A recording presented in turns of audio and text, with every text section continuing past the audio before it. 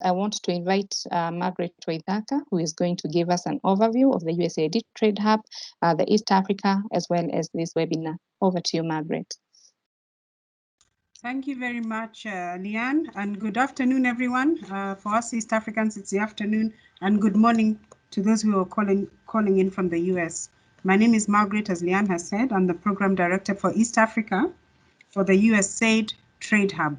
The USAID Trade Hub is a short name for the USAID Southern Africa Trade and Investment Hub, and we are a project of the US government through the Agency for International Development. In terms of today's webinar, I'm just going to, Leanne has already given you an overview, but I'd just like to say this is part of a two-day series.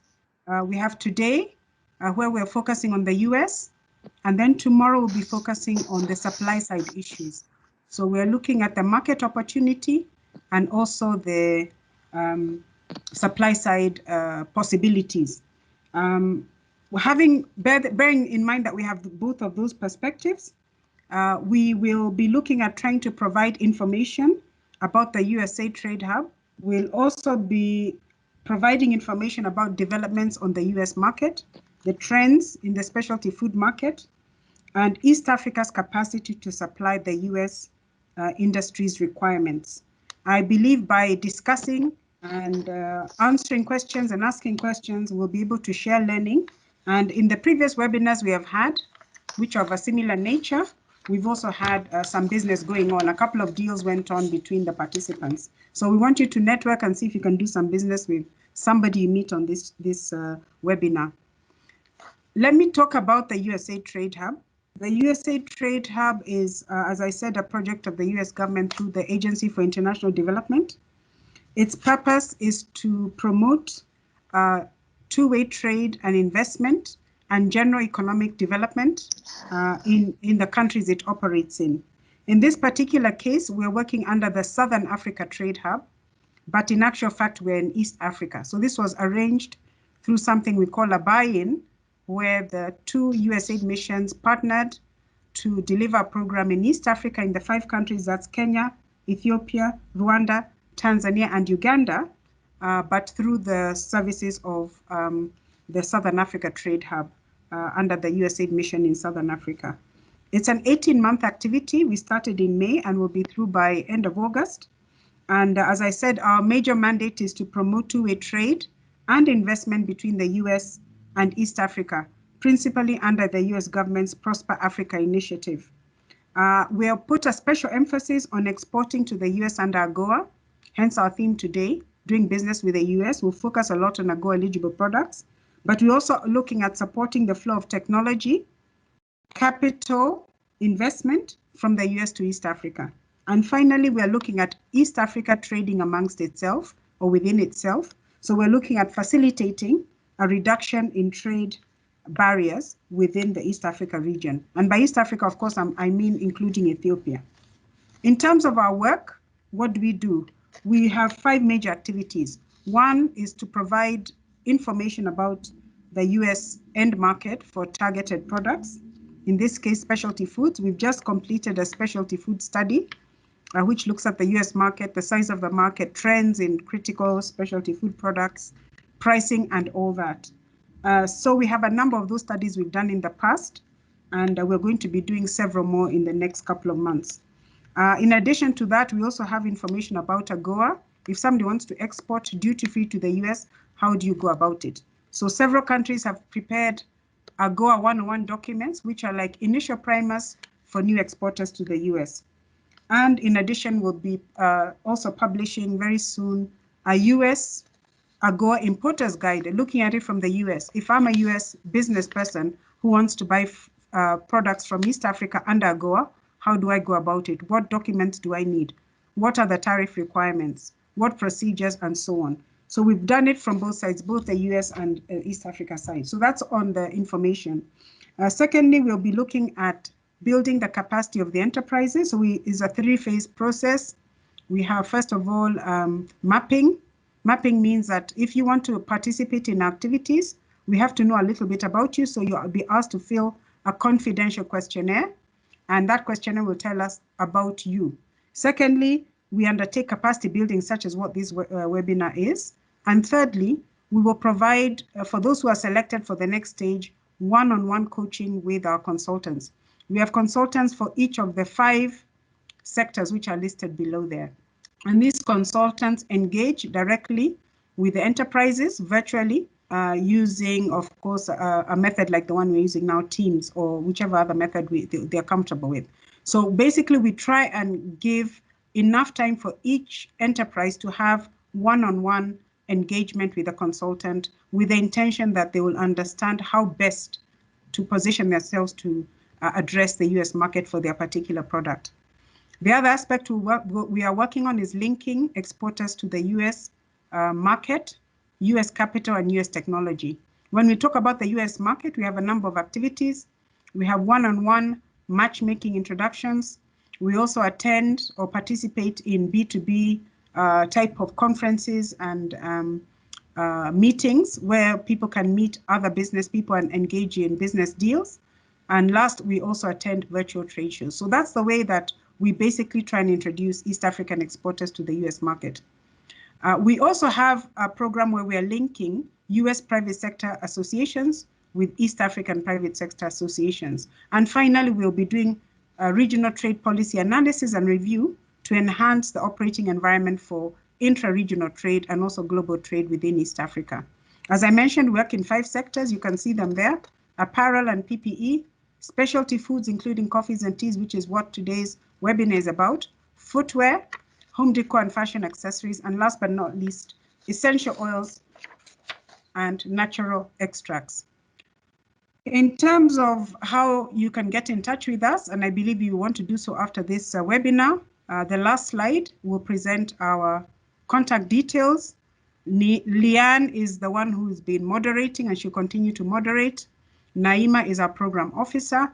But if you can't remember all those names and can't get the spelling right, then just write to eastafricatrade@di.com and the email will reach us. So I want you all to enjoy today's webinar, take advantage, ask questions, participate, and I believe we'll all be the better and the richer for it. So thank you, and hand you back over to Leanne.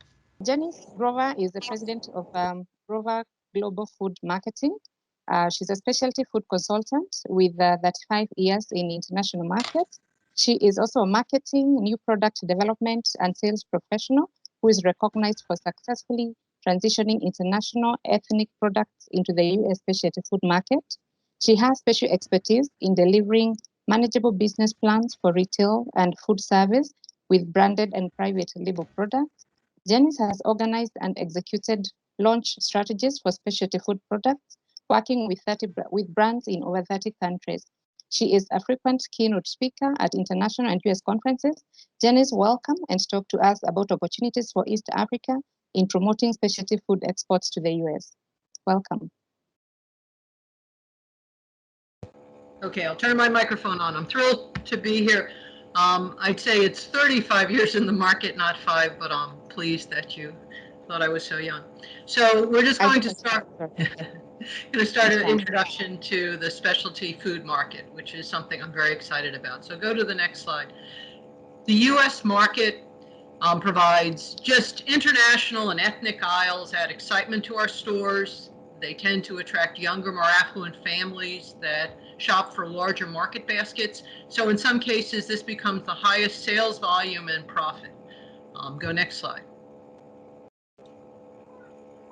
Okay, so what I wanted to start with, though, is explain some of the challenges.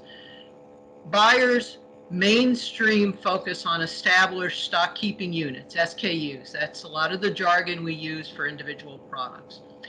Our sales are also restricted by the fact that the buyers focus on the older populations that are traditional buyers and look for certain products they're familiar with.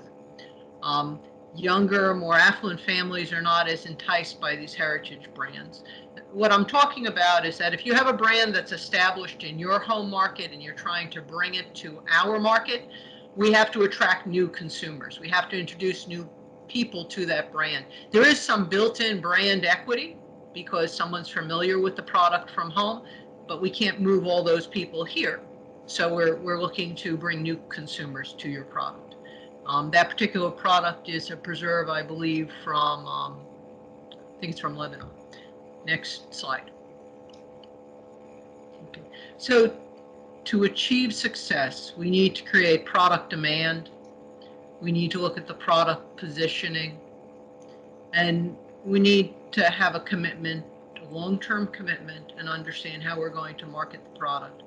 The picture I'm showing is a picture of a premium chocolate from Ecuador that I worked on. I went with a USAID project. We went down, we met with them. We repackaged it and repositioned it for the US.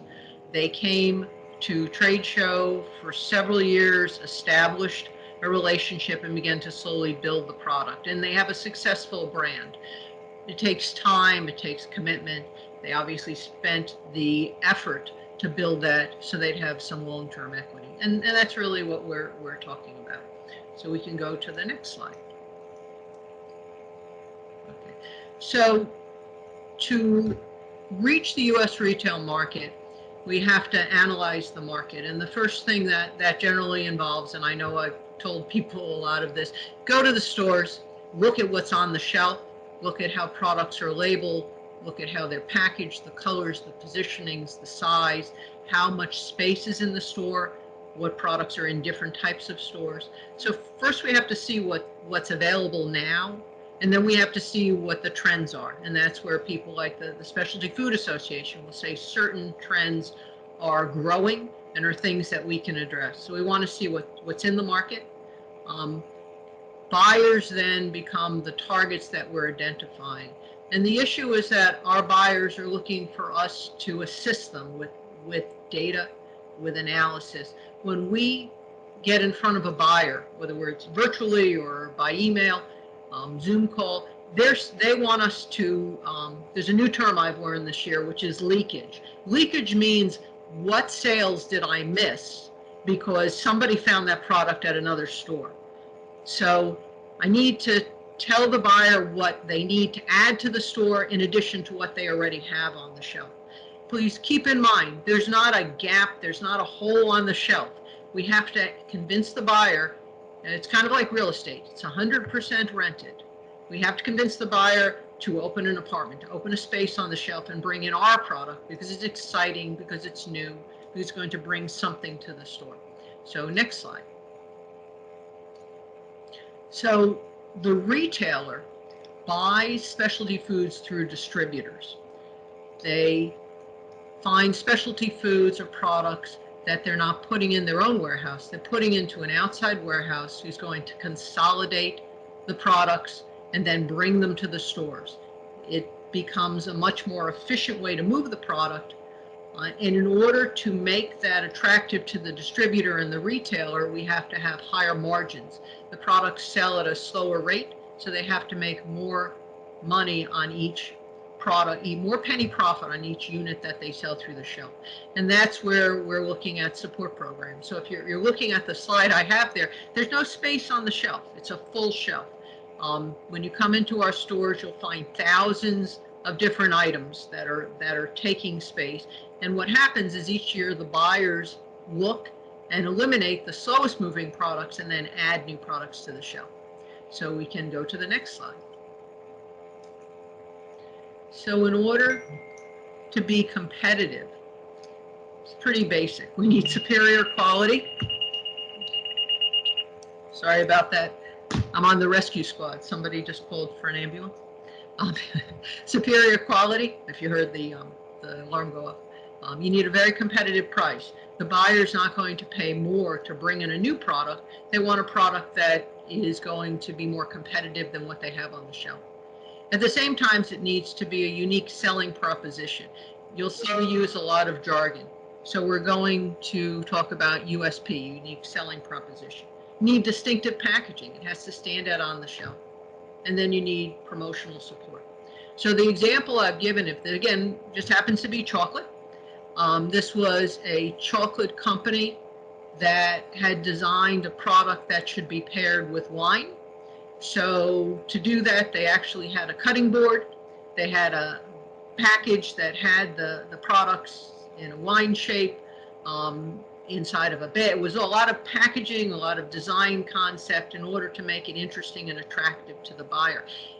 The other way they ended up packaging this product is they actually packaged individual squares that looped over the top of a bottle.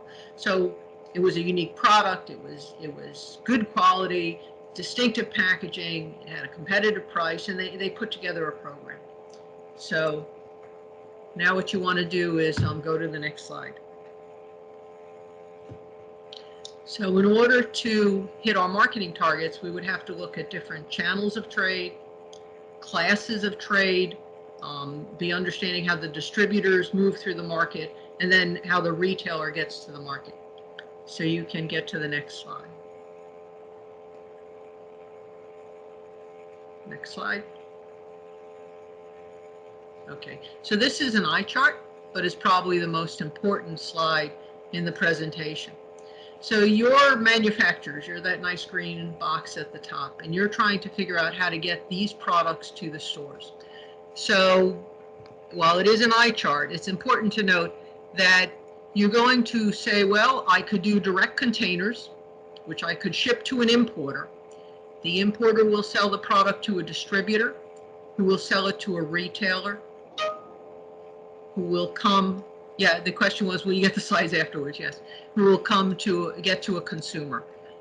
That is one channel to market. And each of those people handling the product adds another fee, adds another percentage. If you were to look at the second column, you're saying, well, if I want to, I'm reading the comments. If I want to sell truckloads, I have to have product in the United States in a warehouse. The truckloads are going to go to a distributor who's going to sell it to that retailer to get to the consumer. Now, a third model, which obviously takes advantage now of the growth in internet sales, is we go direct to a retailer or to a consumer. In those cases, we need the product physically in the United States in a format that people can purchase it. Each of those layers adds a different cost. So the Fancy Food Association will tell you, I think they would say take a rule of 4.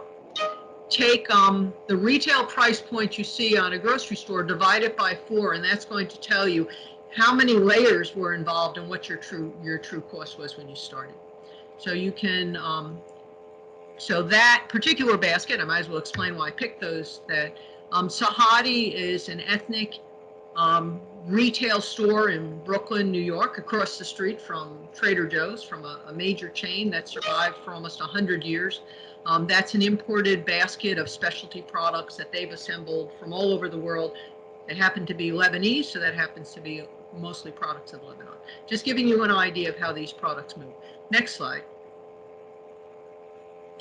So if you're selling direct to the retailer, you would sell small quantities directly to a retailer. Large orders to retail chain warehouse would be something they might purchase under their own label. And it's very difficult to go directly to a retailer. That is why we always say you're going to need to rely on a distributor. Next slide. So a distributor sells products to the retailers, and most distributors are specialized. They focus on specific supermarket chains, independents, seasonal outlets.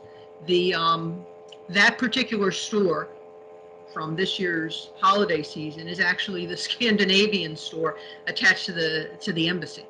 And they do a seasonal business. It's very specific. They buy products only for that market. Next slide. So you're going back, forward.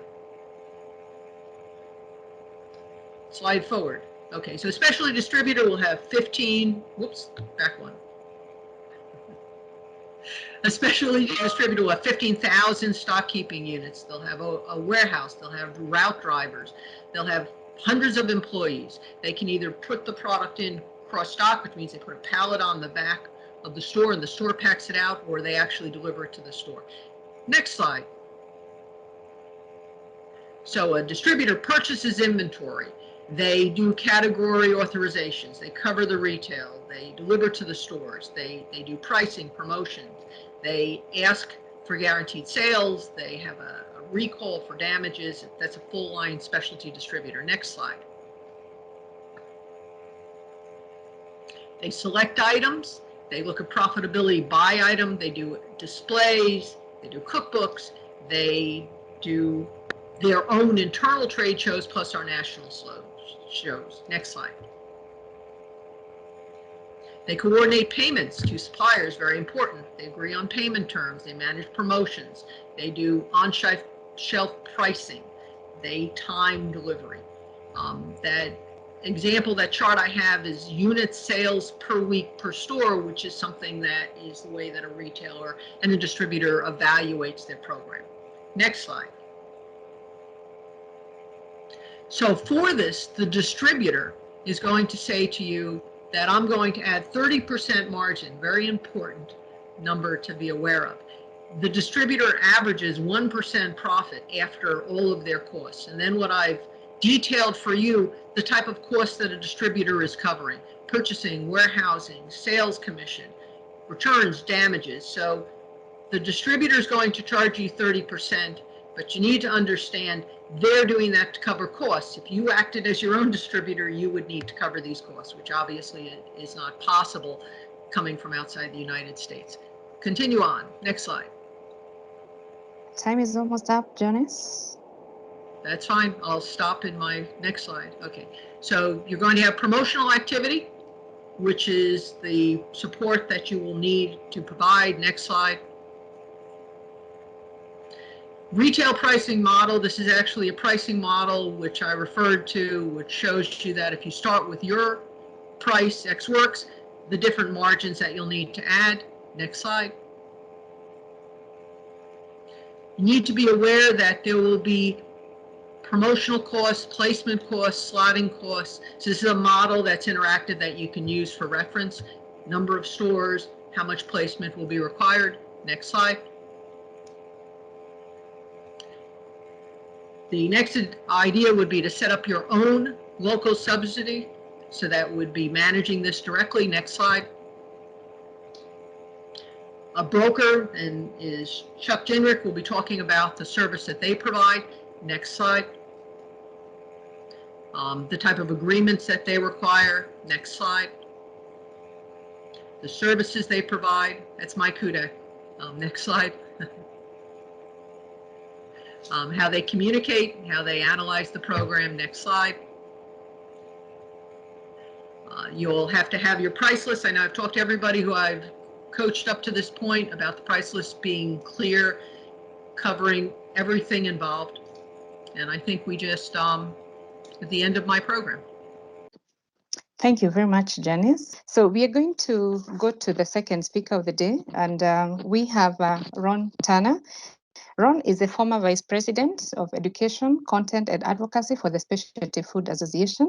Prior to joining the association in 1987, Ron worked for 10 years as an editor with Progressive Grocer magazine.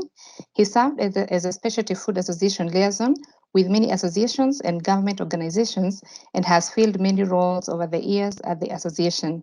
Ron, welcome and talk to us about the recent trends in the US within the specialty food market sector. Welcome. Great, thank you very much, and thank you for having us as part of this webinar, which is going to really help people understand the specialty food industry. You can move to the next slide, and then you can move to the next slide.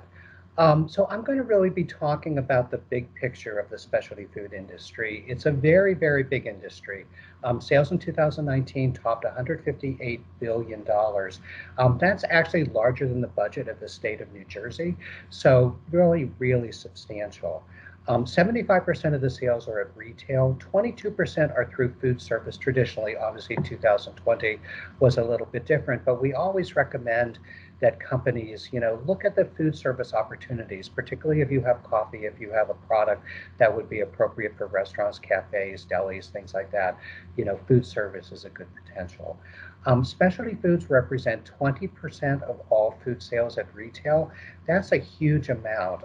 In the typical supermarket in the United States, generally produce and or meat is the biggest department. And those departments usually come in at about 15%, 16% of sales. So if you took specialty foods and put them, put them all together, and some are in dairy, some are in beverage, some are in deli, some are in grocery. But if you put them all together, they would actually be the biggest departments in the store. And a good thing for everybody looking at going into the U.S. market, in the last 2 years, or between 17 and 19, sales of specialty food at retail jumped by about 9%, while sales of all food increased by just 3%. So specialty foods are growing 3 times faster than all food. You can go to the next slide. Just to give you an idea of what's been happening over the years, specialty food is in a big growth period. It's gone down a little bit recently as the market has gotten a little bit saturated, but you can see back in 2014, the growth rate was 10% a year, 9% a year. It had been dropping until 2020, and then in 2020, with everybody eating at home and a lot of people buying retail, that rate has gone up to 13%. So very high. This data, which comes from Mintel, which is our Specialty Food Association's research partner, they're predicting that it will fall again, but recent numbers that I've seen show that it may not fall quite as much as is shown here, just because people are eating at home, they're cooking more, and they're beginning to like it. So, we see that be continuing. You can go to the next slide. Yeah, just to talk about the growth rates, this just shows on a graph what I mentioned before, the 9% growth rate in specialty foods. Refrigerated categories are leading. I don't hear anything here. You can go to the next slide. Yeah, and just showing the difference between the brick and mortar, which is really still the main part of the business, but it has only been growing at a 7.5% rate, whereas you can see food service growing at almost a 13% rate, except for 2020, which is an anomaly. And this data is actually from 2019. Our 2020 data is not going to be available till May. But you can see online growing really substantially, 132%. And a lot of that is because people are just getting products sent to their homes, rather than going into the stores or going to the restaurants. You can move to the next slide. So the brick and mortar stores are still really important. Although their growth is not as strong as some of the other stores, they still represent really about 70% of the sales. And you can see here that the growth has fallen a little bit.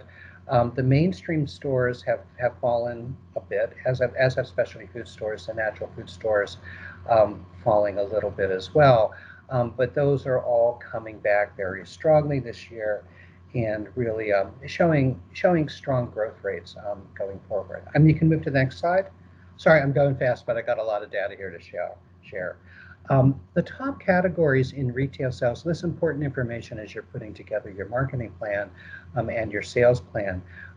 Cheese, plant-based cheese is by far the biggest category, followed by meat, poultry, and seafood. Just wanted to point out here, the fourth biggest category, which I think would be apropos for the audience here, is coffee and hot cocoa, the fourth largest one. And then the sixth largest one is chocolate and other confectionery. So large categories, obviously, if you're going into a large category, there's a bigger market for you. We also like to check the categories with the highest dollar growth. Now, some of these are from a very small base, but 6 of these categories are refrigerated or frozen. And I know that's a challenge for companies selling from other parts of the world, but refrigerated and frozen are coming on very strong. And some of the traditional kind of old-fashioned categories are really being reborn, particularly jerky and meat snacks and rice cakes, both of which have been around for a long time, but have now become very big and are growing very quickly. You can go to the next slide.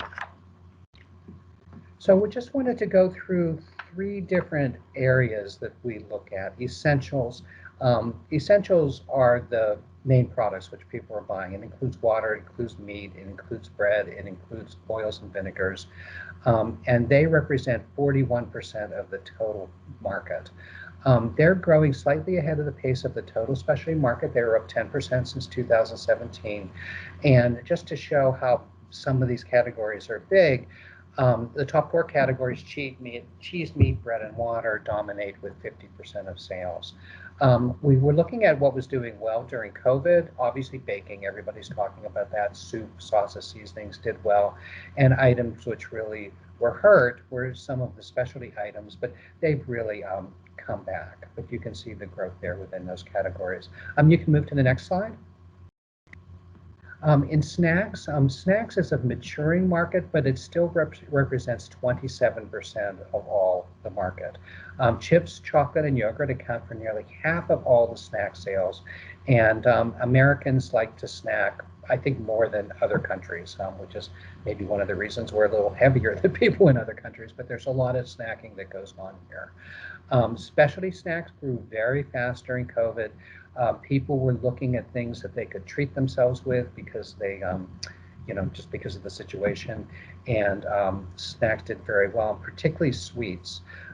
Sweets, people were passing them over in March and April, but then as they realized they were going to be at home for a long time, they really moved and started utilizing a lot of the sweets. You can move to the next slide. And then beverages, which represent 17.5% of sales.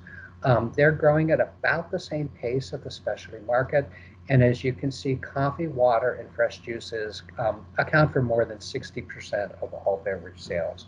I did want to point out that coffee received a huge boost during COVID as people were not ready to drink coffee, which is, coffee you would make at home or you would get in a store, but not bottled.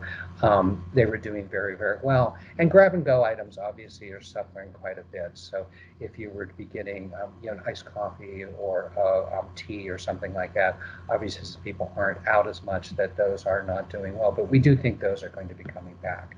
You can move to the next slide.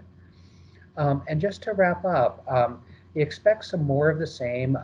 We think the pandemic economy is obviously going through 2020, but it's going to stay in 2021. The growth rate for sales of food at home will roughly be twice as what it was without the pandemic. The essentials are really benefiting from that, as are the specialty snacks and as are the specialty beverages. So I just wanted to give a little insight as to what's going on in the market. And then I'm going to very briefly talk about the Specialty Food Association. You can go to the next slide and then the next slide to really let you know what our association does. We're a not-for-profit trade association, a 501c6.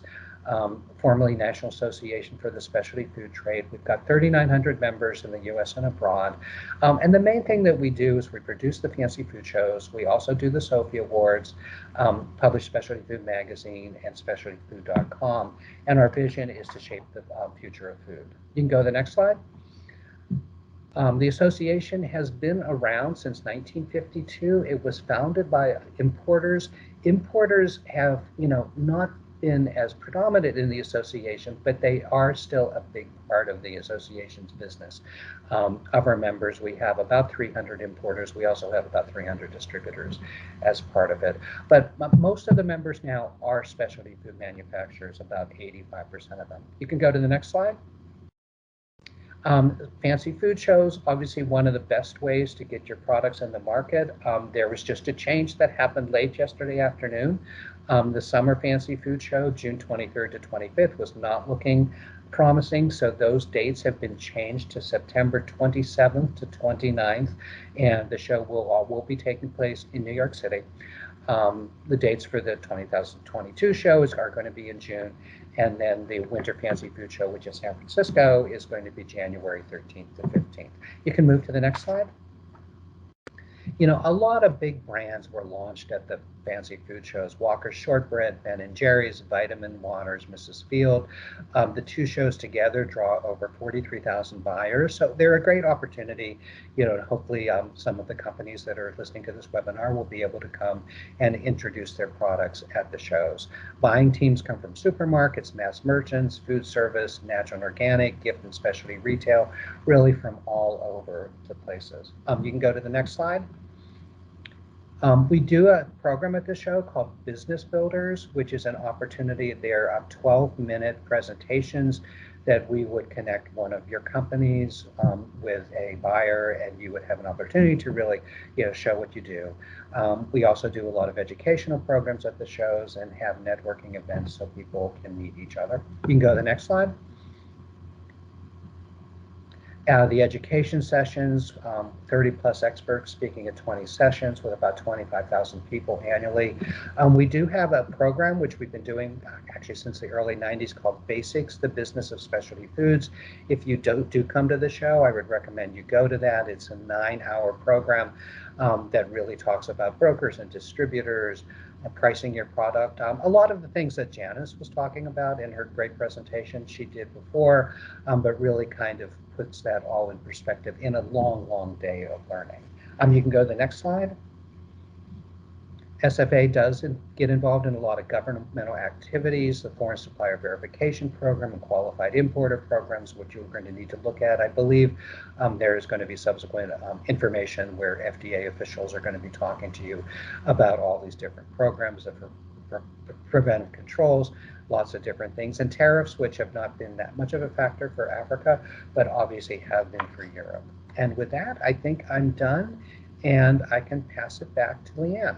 Thank you very much, Ron, for that informative presentation. Now we're going to invite Anli, who is going to be our next presenter. And Anli is an assistant professor of nutrition medicine in the Department of Medicine and the Institute for Human Nutrition at Columbia University, and the dietitian for the Celiac Disease Center of Columbia University.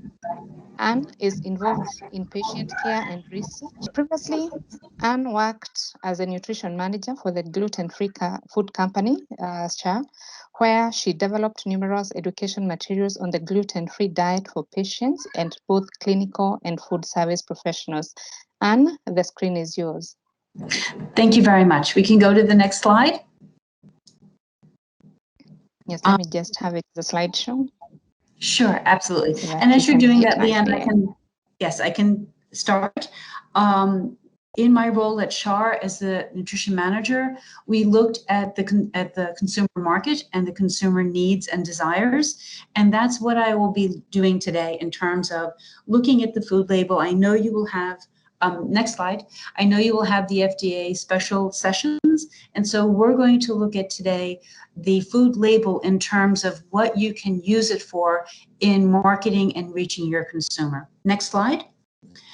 When we look at the FDA label, the FDA has several requirements in terms of just standard of identity, net weight, nutrition facts and the ingredient. But what we need to think about in terms of that label is to what we can put on that label that will entice the consumer. As Ron said, with COVID, people are not in the store shopping. They're shopping online, they're doing pick up by the curbside. So having information on your label is a way for you to differentiate yourself and to market yourself. And to Janice's part, we need to think of the U.S. consumer as being very different and one that we need to target what they need. And the specialty food and coffee and cocoa area is one that we've seen our patients buy more products on since the pandemic than anything before. Next slide, please. When we look at the ingredients, the ingredient label, the ingredient part of the label is very restricted by the FDA. All the ingredients need to be listed, including water and spices and flavors in order of predominance. The FDA requires that we must use the common name, not like an EU designation number, and that we must list all the common food allergens. What's important with this is that they require these very specific listings for the ingredients, but it's also a way for us to differentiate. If we go to the next slide, we can see the list of ingredients, specific ingredients that many retailers in the US ban on different products. So your major retail markers like Kroger, which is a large chain, the Whole Foods Market, and even Sprouts, which is a specialty food store, all have a list of ingredients that they do not allow on products in their store. If your product had any of these ingredients, on that next slide, please, they would not be allowed even to come into the store. What's important is not just what's on that label and what is taken out, but what is added. One of the things that each of these specialty markets always looks for is not just that the ingredients are what they consider clean, but that it's real food. It's not a chemical additive.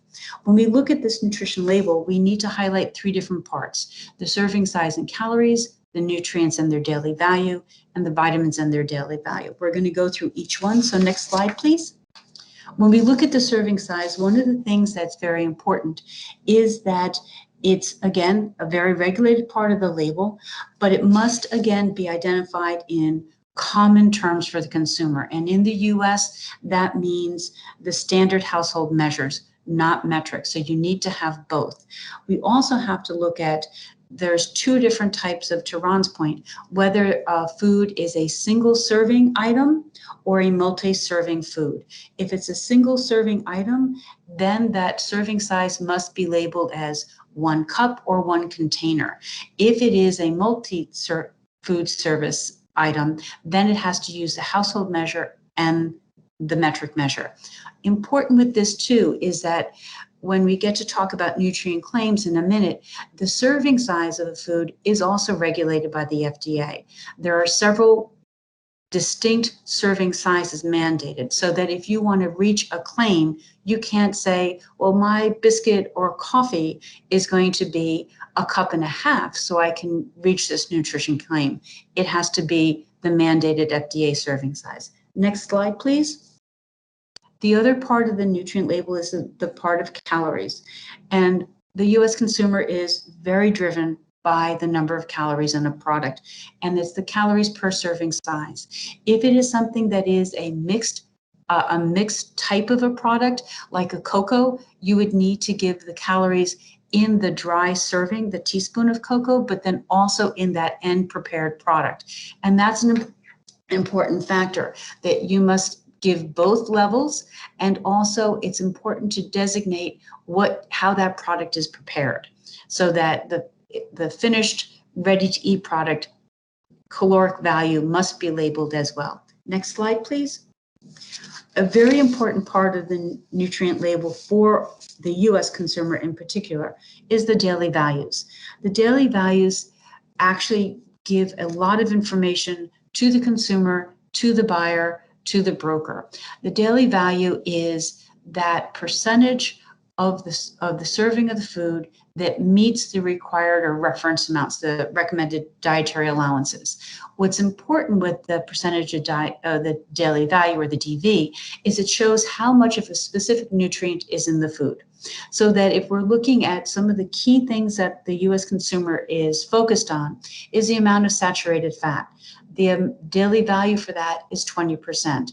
If we note on your product the percentage, it would be, if it contains 20 grams of saturated fat, that would be 100% of the DV. But we need to think of what the consumer is looking for. They're not looking for 100% of the saturated fat.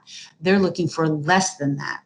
However, if we're looking at dietary fiber, which is the 3rd item down the line, people are looking for at least 100% of that daily value. For added sugars, we're looking for much less than that daily value. So that having the daily value and the percentages, while it's a requirement, it can also be a huge marketing and selling point for our consumers. Next slide, please. The nutrient content claims, again, is a way to use this regulated label to your biggest advantage. The guide is if a product has 5% or less of the daily value, it's considered to be low. So things that would be key things here would be for a product to be low fat, to be low sugar. Those would be key marketing. And if it's less than 5% of the DV, that claim can be put on the label, and it can be put prominently on the front of the pack. And that's a key selling point for our consumers. Additionally, if a product has 20% or more of the DV of a nutrient, it's considered high or a good source. And again, this could be a marketing value if it's high in fiber or high in vitamin A or in calcium, that these are key nutrient claims that our consumers are looking for. Another type of claim is a health claim. Next slide, please. Health claims are different than the nutrient claims in that it looks at the amount of the nutrient and then links the claim in terms of a specific reduction in disease risk. So a nutrient claim could be low fat if it has less than 3 grams of fat. It can be considered high or an excellent source, like we said, if it's 20% or more. And a lot of this is detailed on the website that I gave you there from the FDA. Next slide, please. Our health claims are different than these nutrient claims in that health claims express specifically an implication of a product, ingredient, and a reduction in risk of a disease. So what that means is that if someone has celiac disease or heart disease, they're going to look for a claim that speaks to them about what that product's health benefits are to them. So the health claims are limited to reduction in disease risk, and they're required to be reviewed by the FDA. And that's an important part. You can't put a health claim on a label without having it first be reviewed. An example would be of a health claim would be 3 grams of soluble fiber from oatmeal daily in a diet in a diet low in saturated fat and cholesterol may reduce the risk of heart disease. And then you can say this product has, X amount of grams per serving. Those would be the kinds of claims that fall under that health claim function. Next slide, please. The next kind of claim that one can make would be a structure or function claim. And the structure or function claim describes the effect that a specific ingredient or substance has on the function of the body. And a great example of this would be that calcium builds strong bones. You can't make an implication about a disease state. It's not about reducing the disease state, but it's about the fact of what that nutrient does for the body. Why this is important is that when we're looking at comparing one product to another on the shelf, if your product can make these claims, it distinguishes your product from the other, but also to the U.S. consumer, which is a very health conscious consumer and a health educated consumer. They're constantly looking for these kinds of added value in their food products. An example for another one besides calcium would be vitamin C, zinc, and magnesium are essential nutrients for maintaining healthy antioxidant response and immune health. So that these are things that would link to coffee or to chocolate that we could make these claims. Next slide, please. In addition to the claims that are regulated by the FDA, there are also many food certifications here in the US. One of the biggest areas of growth is the certification of gluten-free. There are now several different agencies that use a gluten-free designation. What's interesting and different in the US market compared to the European or Canadian market is that the gluten-free label in the US is a voluntary label. So the manufacturer is responsible for the testing and to say that it is indeed a gluten-free product. However, for the consumer, if the consumer sees one of these certifications on the product, that means that it was independently tested by a third party. There is a perceived increased value and quality of a product if it has these certifications on it. There's also a perceived increased feeling of safety of the product with one of these certifications on it. In particular, these gluten-free certifications open the door to consumers that have any GI or gastrointestinal diseases. It also opens the door to consumers who are looking for health and wellness, as the perception that gluten is an inflammatory ingredient. It also is used by many families with children on the autism spectrum. So this certification, while you may not think of it as marketing directly to this consumer, will open the door to many. Next slide, please. In addition to the gluten-free certification, there are many other certifications. Kosher is the one. There's on this slide several different kosher certifications. This is a very special segment of the population, and those that are looking for kosher certifications look for a variety of them depending upon the type of product. Next slide, please. The third set of certifications are those that would cover either vegan, vegetarianism, organic, or sustainable. And these, again, are certifications that really provide the consumer with a sense of safety, a sense of quality beyond the usual product on the shelf. Indeed, the non-GMO product certified and the USDA organic are two of the and Ron can speak to this in terms of what he sees, are two of the leading sought after certifications by our consumers and patients. Vegan and vegetarian is a smaller group, but it's interesting that since the pandemic, we have had a real shift in our patients and consumers looking to be more plant-based rather than animal protein-based. Next slide, please. In addition to the certifications, another way to distinguish your product from others is in packaging. And what our consumers are really looking for at this point is packaging that's environmentally friendly, either that it can be recycled or reused, or that it is made from recycled products. And I don't know if this slide will work, but in here, if we can get the inset to work, this is a packaging idea that was very novel and has since taken off, where in this little cardboard cup with the inside package, it can be, that's the point of sale packaging, but that can also be used to serve the product in. So you open the tab, you add hot water, and you have a breakfast porridge that's ready to eat. And that kind of innovation where someone can grab something and go is very much a marketable aspect of the packaging. That ease of use is huge. Not during the pandemic, but usually the U.S. consumer, especially for breakfast items, would be one that is looking for something that's quick, easy, and can be taken either to the office to use and to have, or to be used as a snack. Next slide, please. Processing is another area where we can really differentiate your products from others. Importantly, sustainable practices, whether there's a zero carbon footprint, whether solar or wind energy is used in the processing of the product, things like fair trade. These are all things that when we're looking at your product and bringing it to market, if these are practices you have in place, these are important things to communicate to the U.S. consumer. Also, to limit the reduction in nutrient quality. When we look at, for example, a mango, and it goes from the fresh fruit to the dried fruit to a juice, there's a reduction in that nutrient quality. And that's something we want to minimize or highlight the amount of nutrient density that's maintained in that product.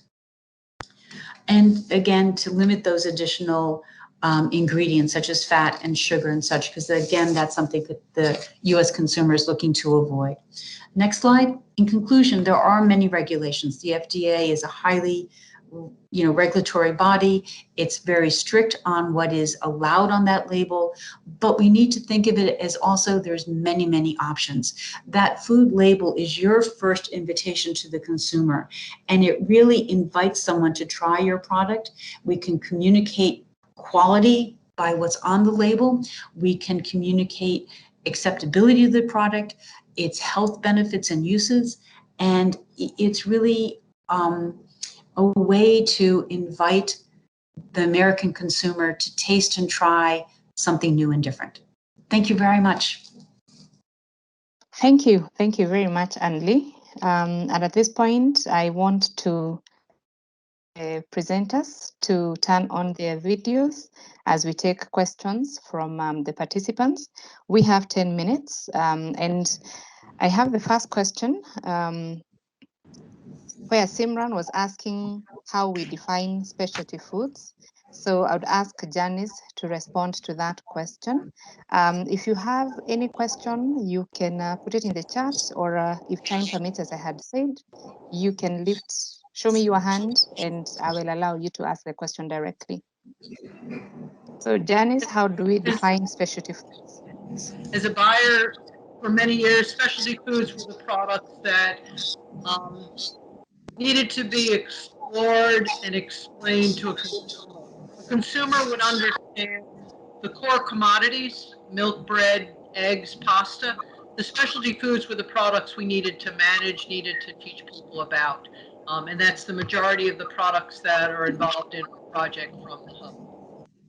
Okay, great. Anybody with a question? I'm not seeing any hand raised or any other question.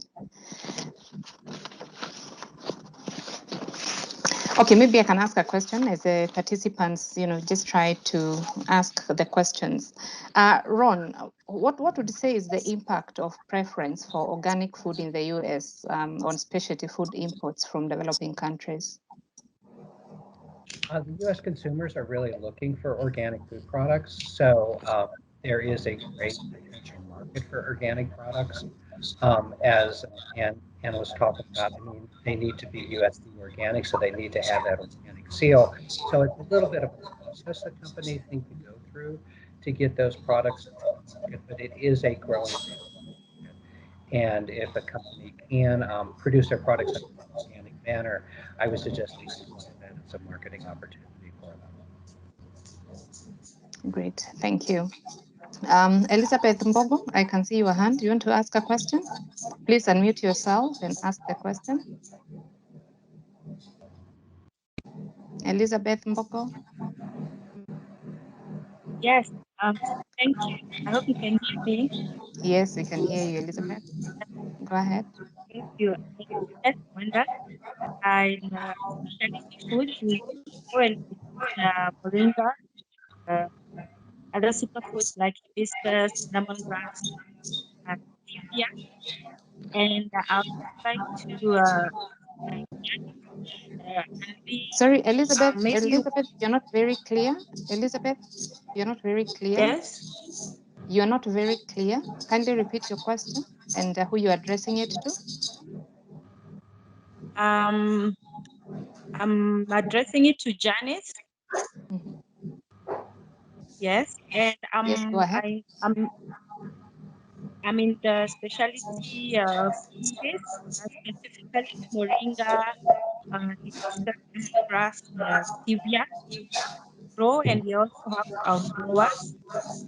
And I'm just inquiring, what is the current market size for especially moringa, because that's our biggest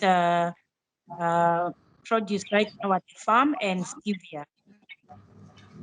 Okay, for me, I don't know the exact demand for moringa. It's the type of information that I'd have to research specifically. What we can say is what Ron's saying, and what we're all saying is that natural food products have attracted more attention in the current market. At the same time, the buyers need to have very simple information they can clearly understand. We need to communicate why would they want to add that product and why would they want to source it from your company in comparison with another company. Thank you. Thank you for that response. Tahira from Kazietu, you're asking what is a practical way that businesses in Africa can connect with potential distributors in the US and can take our products to market?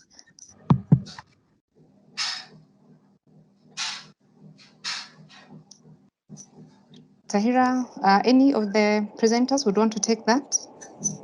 Ron, why don't you talk to them about this? Yeah, I can kind of talk that through. So the best way to really get in contact with distributors is Kamara, just 1 minute. Kamara, you're sharing your screen. Kindly get your screen off. Yeah, that's what was throwing me off a little bit there. So Sorry, yeah, apologies for that. You know, you need to really come to the U.S. market to meet the distributors. The best place to do that is probably at a fancy food shows or at another show. Or if you do have an importer who has a relationship with a distributor, you could go call on the distributors either virtually or you could call on them in person.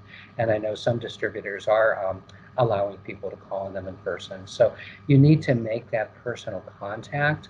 And as you go in, you could utilize some of the information which I think Janice is putting together for the companies, because the distributor, you know, they need to like you, that's important, but more than that, they're going to want to see that you have a product which has a proven track record in your home country, and that there would be demand for it in the United States. So it's good to go in there. Distributors use data to really determine what they're going to be putting in. In specialty foods, I think, you know, more than in a lot of businesses, personal relationships are important, but data is something that you would need to bring in, so you would be able to, you know, make that contact with the distributor and have them bring in your product. Thank you. Thank you very much. Kamara, you're still sharing your screen. Kindly stop sharing your screen. Boniface is asking, any highlights on the process of exporting food to the USA? I think we are having a session in the afternoon, Boniface. No, sorry, not in the afternoon, the second part of this presentation. So if you just hold on to that question, we'll be able to respond to it. Ngamau, you're asking, what will be the impact of the FTA agreement between Kenya and US in terms of access to US market with respect to specialty foods? You haven't indicated who you're directing the question to. Margaret, you don't want to take that? Sure, thank you. The FTA stands for the Free Trade Area. It's a process that has been going on between the Kenya government and the US government for the last 2 years. And what it will provide for, depending on what's negotiated, is a wider range of coverage. Currently, Kenya's exports are sold to the US under AGOA, GSP, and of course the most favored nation status. And what an FTA will provide is a wider range and maybe even more preferential terms in terms of, I don't know, it depends on what's negotiated. I cannot, of course, comment officially. But generally, as we all know, AGOA is expected to end in 2025. So we still have 5 more years to utilize AGOA. But beyond that, there has to be some understanding of what is going to happen thereafter. So a possibility is that the FTA will, if AGOA is not extended, the FTA will provide some additional benefits. But these are all subject to negotiation. Of course, I'm not a party to the negotiation, neither am I an official, but that's just what is in the general public information. So it's a negotiation process which will go on. And I believe the intention is to seek a greater economic partnership between the two countries. Thank you. Thank you. Thank you, Margaret. And Meg is asking, when will the fancy food show start again? Is it in June or in June in New York? I think that goes to Ann Lee. And while responding to that, Ann Lee, I think you can also respond to Brian, who is saying, I didn't see much information on traceability or food safety documentation requirements for accessing the US markets. Are these harmonized or different depending on which distribution channel you're using? Thank you very much. I'm going to address Brian's first. I think Ron is actually the one to address the timing of the fancy food show. The documentation for traceability is going to be something that will depend on a specific product, and I believe that the regulation that the FDA and your special FDA cover that in terms of that traceability. But as Ron said before, looking into the different certifications, whether it's USDA organic, whether it's the sustainability certifications, that will give you, each certification has its own specific requirements and its own detailed in the process in order to obtain that.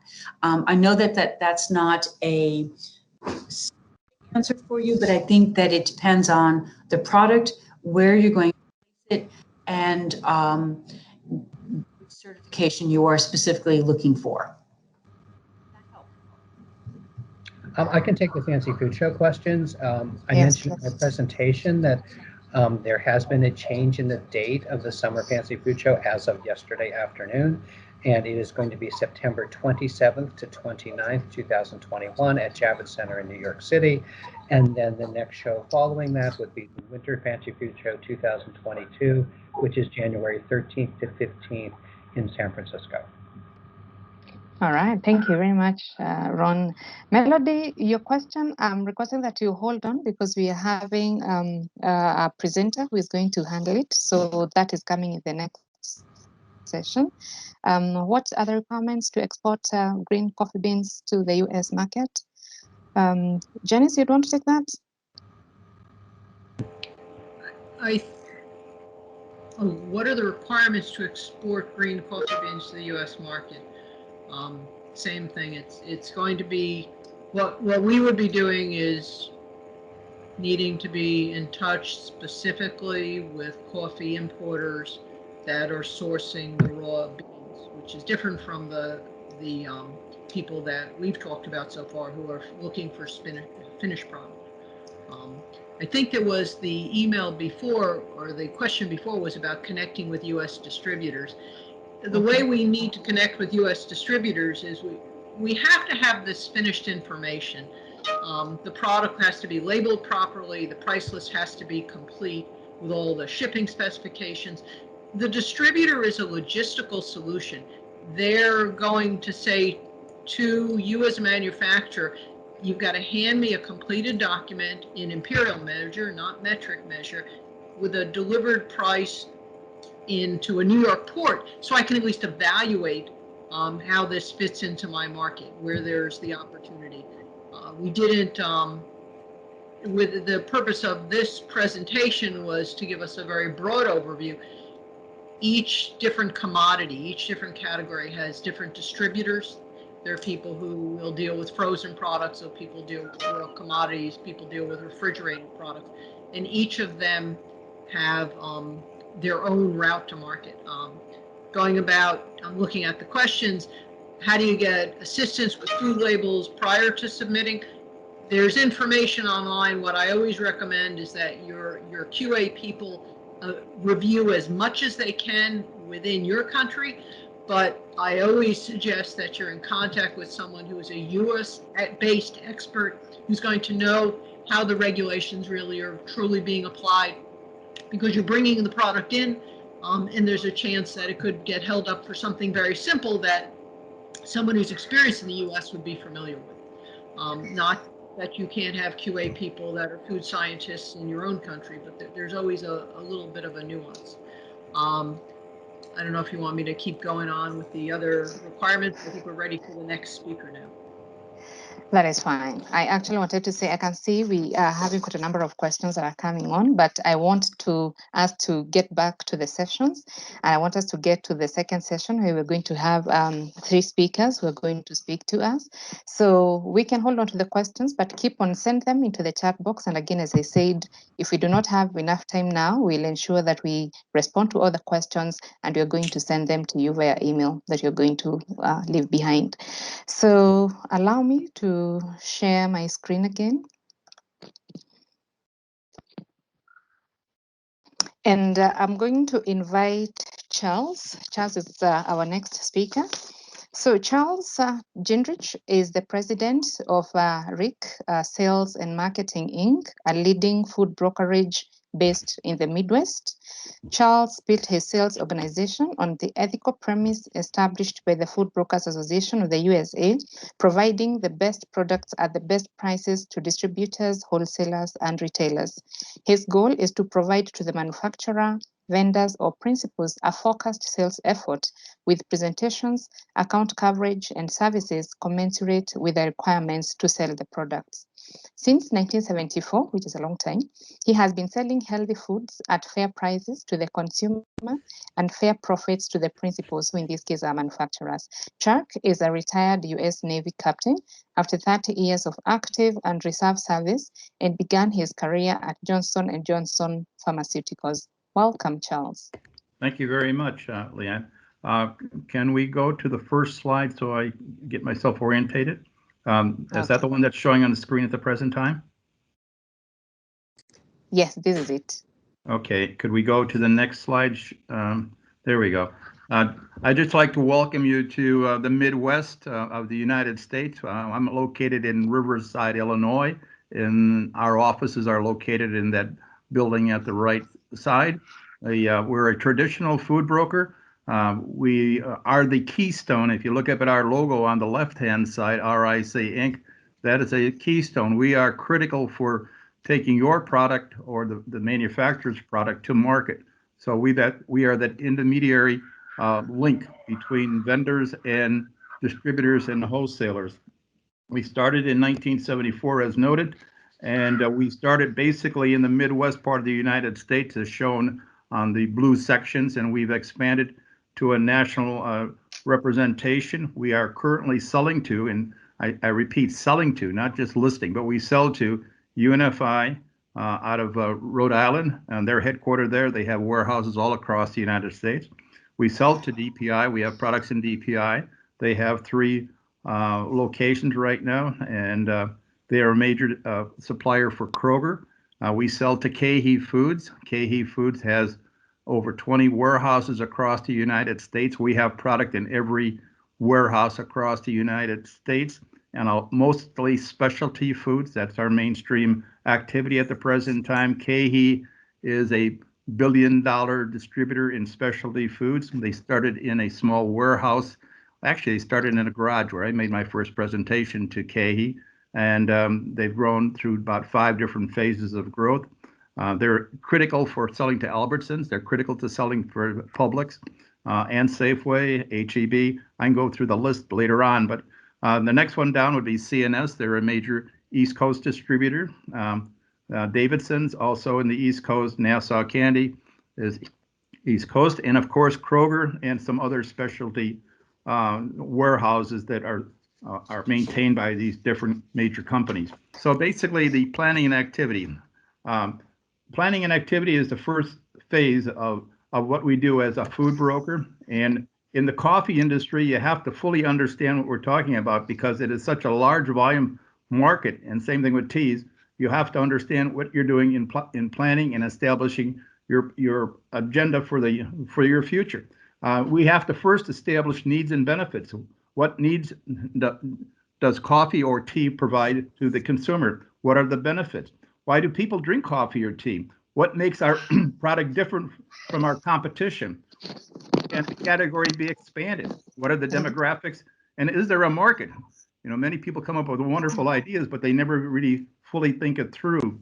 So as a food broker, those are the things that Janice was saying that we have to have in hand. Okay, managing people, products, and finances. People you have to ask yourself, how do I develop the concept? Do we have the concept for the product? What is our funding? Going back to many of what the previous speakers covered. Develop a strategy for developing marketing. You know, my team, we're the boots on the ground. If you wanted to put it in a military term, we are the people who face and battle for you to get a share of market. And we have sometimes to work very hard to figure out how to position our product or your product to get that shelf space. Shelf space is so critical. I can tell you right now that there have been thousands of studies done on what the inch on a shelf provides as far as profit. It's no longer just going in and presenting a product. We actually have to argue our case to tell the buyer in a chain or a grocery store that he's going to profit more on that 1 inch of space that he gives to our coffee or tea than any other product that he has available. So this all has to be written down and sorted out. New product introduction. That's called pioneering in the States. Maybe across the world, it's the same idea. But how do we go to market? Start with small. Do we do a family business? Do we go regional? Do we go national? Since you're overseas, we have to figure out how we're going to get your product into the States.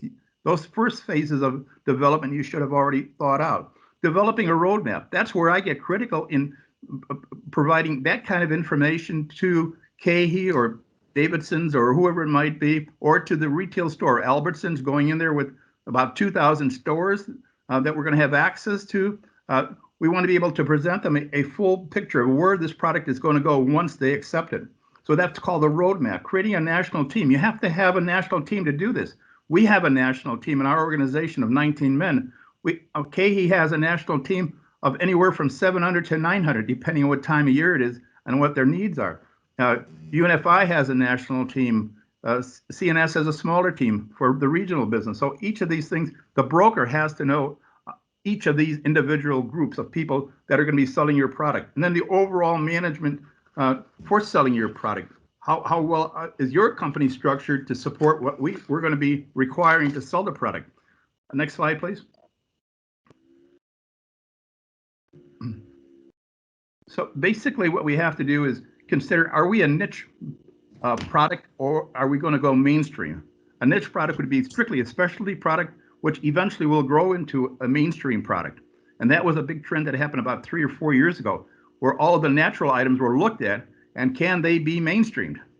And so that got kind of concerning because we start seeing some items deleted from the shelves and some items were put into a very special category. For example, now talk specifically about coffee. Coffee, in 2020, the company that controlled this was Folgers. Now, Folgers is owned by Procter & Gamble. They're huge. When they introduced a product, they did all kinds of spending to introduce it to the product. They had billboards across the United States saying, a volcano is coming to your city. And then Procter & Gamble does what they call blitz marketing. They take their sales force and they go into Chicago, and that's where I lived at the time when they introduced this, and they paid retailers for shelf space. They paid $2 or $4 for a facing on the shelf. And normally you need about 3 facings of a product. It can be 3 different sizes, but you need a 1 pound, 2 pound, or half pound can or bag, whatever it might be. So they programmed all of this before they moved in. So that's what you have to think about. Are you capable of competing with a major company like Folgers that is controlling, looking at the dollars, in the billions of dollars of sales?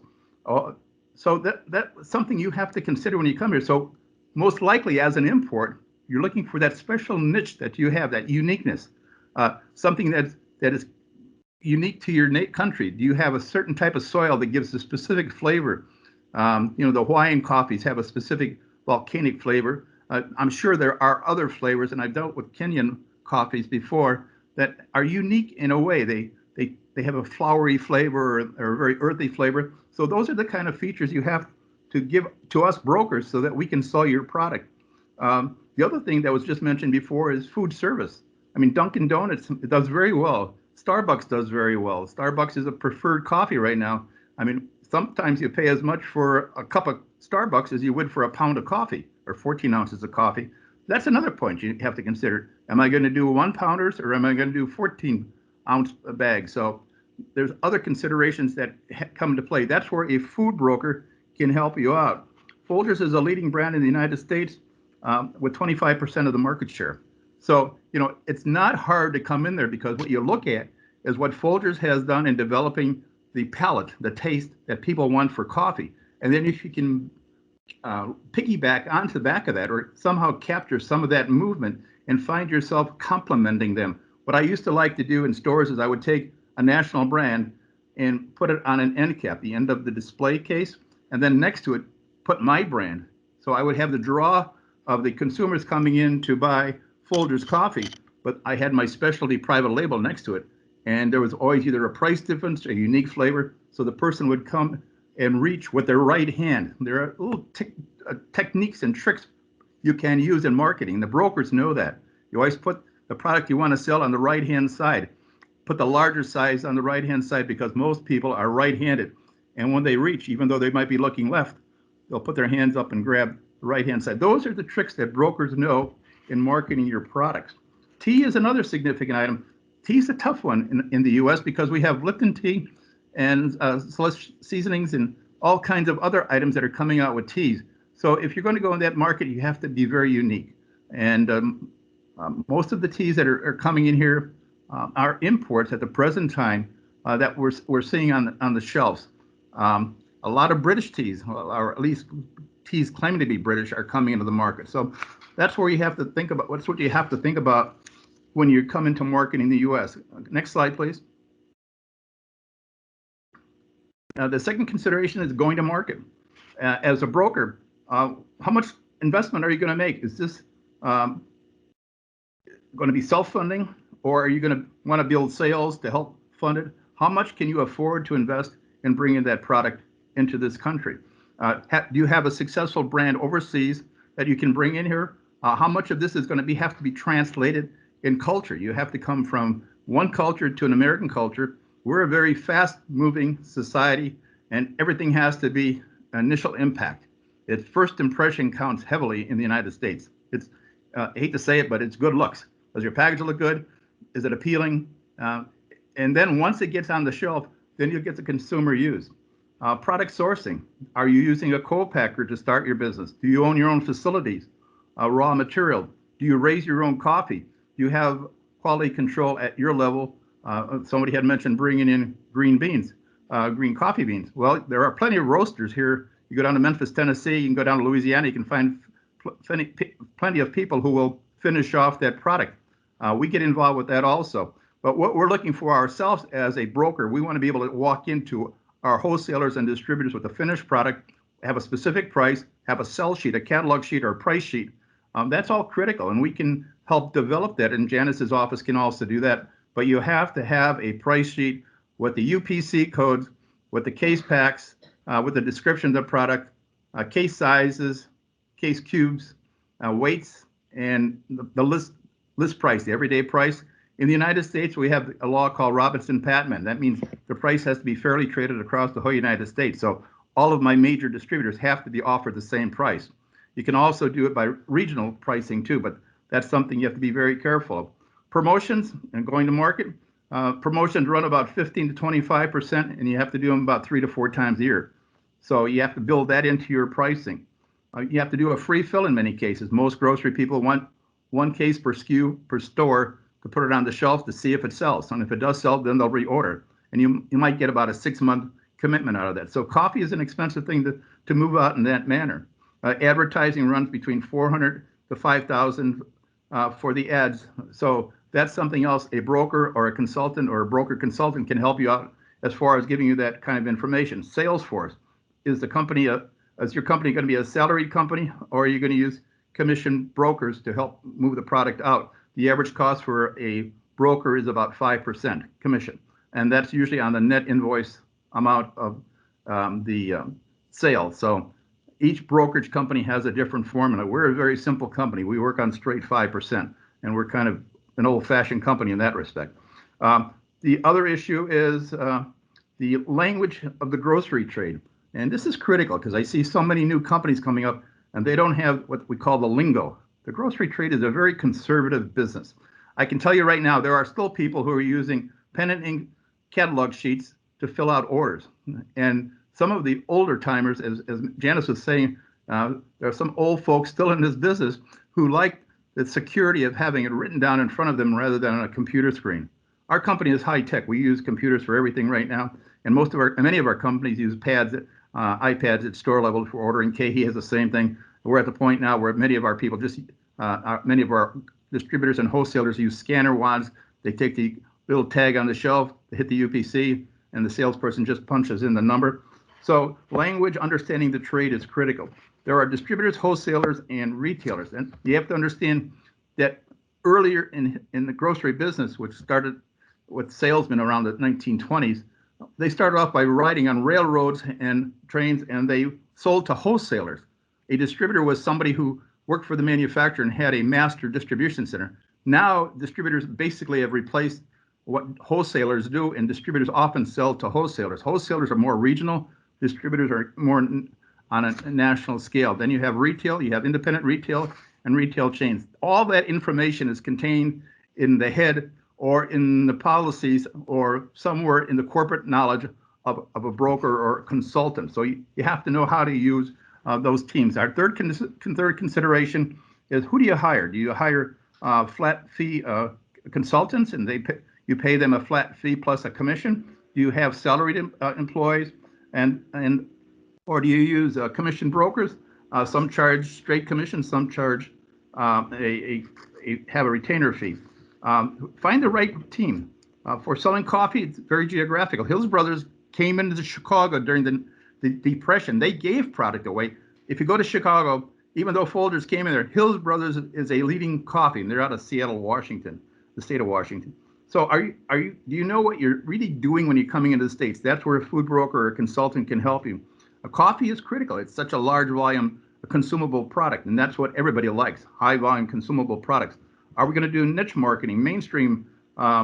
What's the experience of your broker? Do they have a track record, reputation, recommendation? And there's one thing that Janice always kind of teases me about. when we're talking to manufacturers, and the same thing with anyone I deal with is, what's your gut feeling about this? When you sit down and talk to them, this is kind of be risky sometimes, but do I get a warm fuzzy from talking to this person? Do I feel that I can really trust them? So those are some of the personal issues that we have. If you go to the next slide, you would go to the area we cover. Our company, just give you an example of how a food broker would work. You can have regional brokers, and the United States is divided into 5 regions. There's a Northeast, which is up there by Trenton, New Jersey, and Hartford, Connecticut, way up on the right-hand side. You have the Southeast, which is like Tallahassee, and then you go over to the Southwest, which would be the Southern California and Carson City and Denver, Colorado, and then you go up to the Northeast, and then the heart of America, where you have I hate to say this, folks, but the most common accent we have in the United States is the central accent, and that is the Midwest.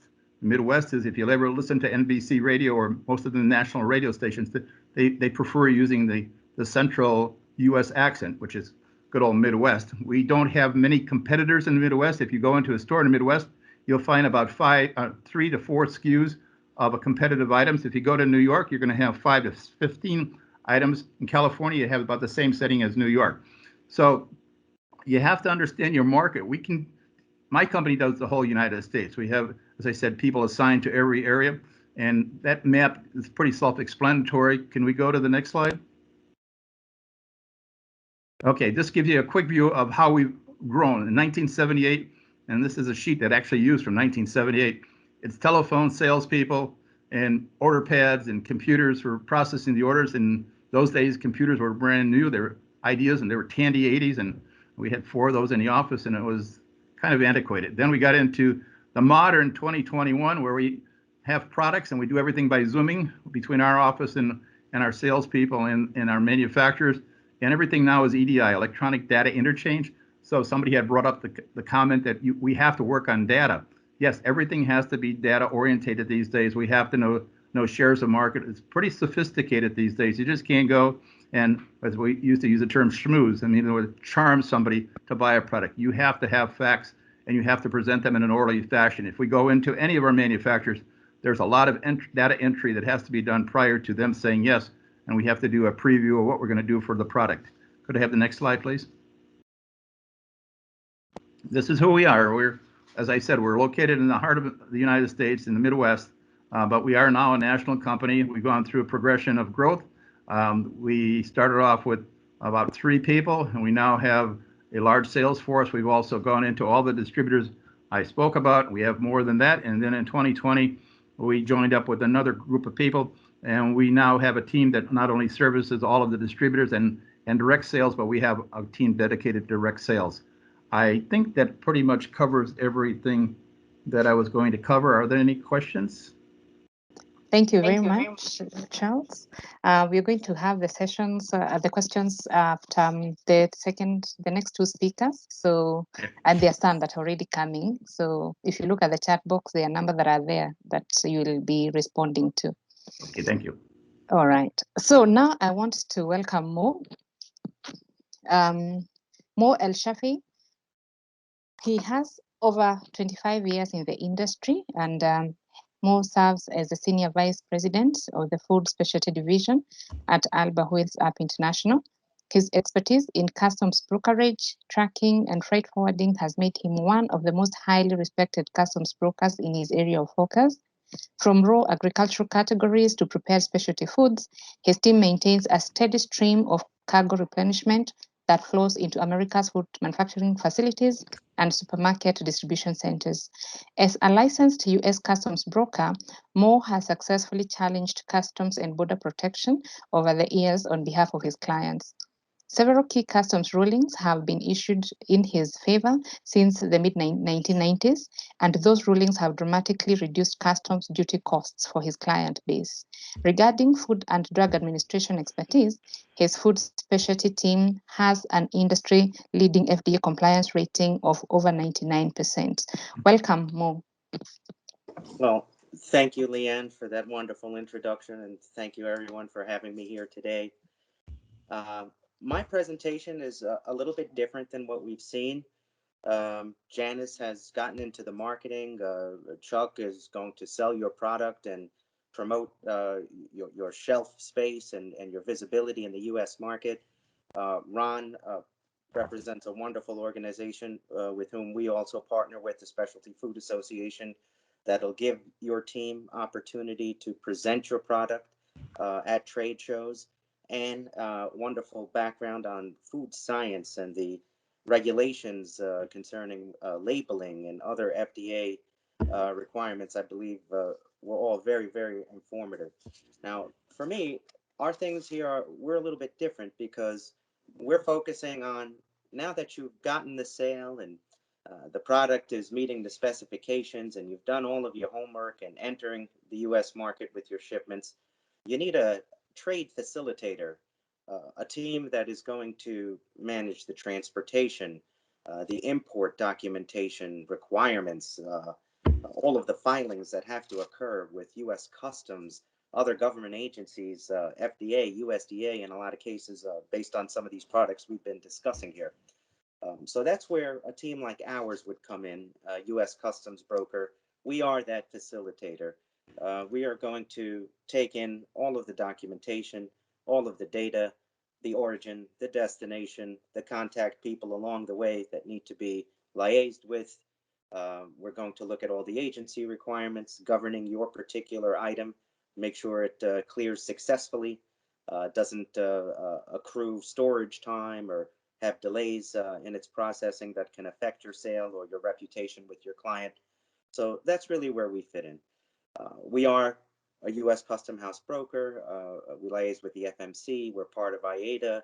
I'm not going to read off every single bullet here, but a good customs broker, and there are many of us. We are not the only good one. I'm just honored to be here today speaking, but on behalf of the customs brokerage community, you definitely want to work with a broker that is involved and understands and specializes in these categories.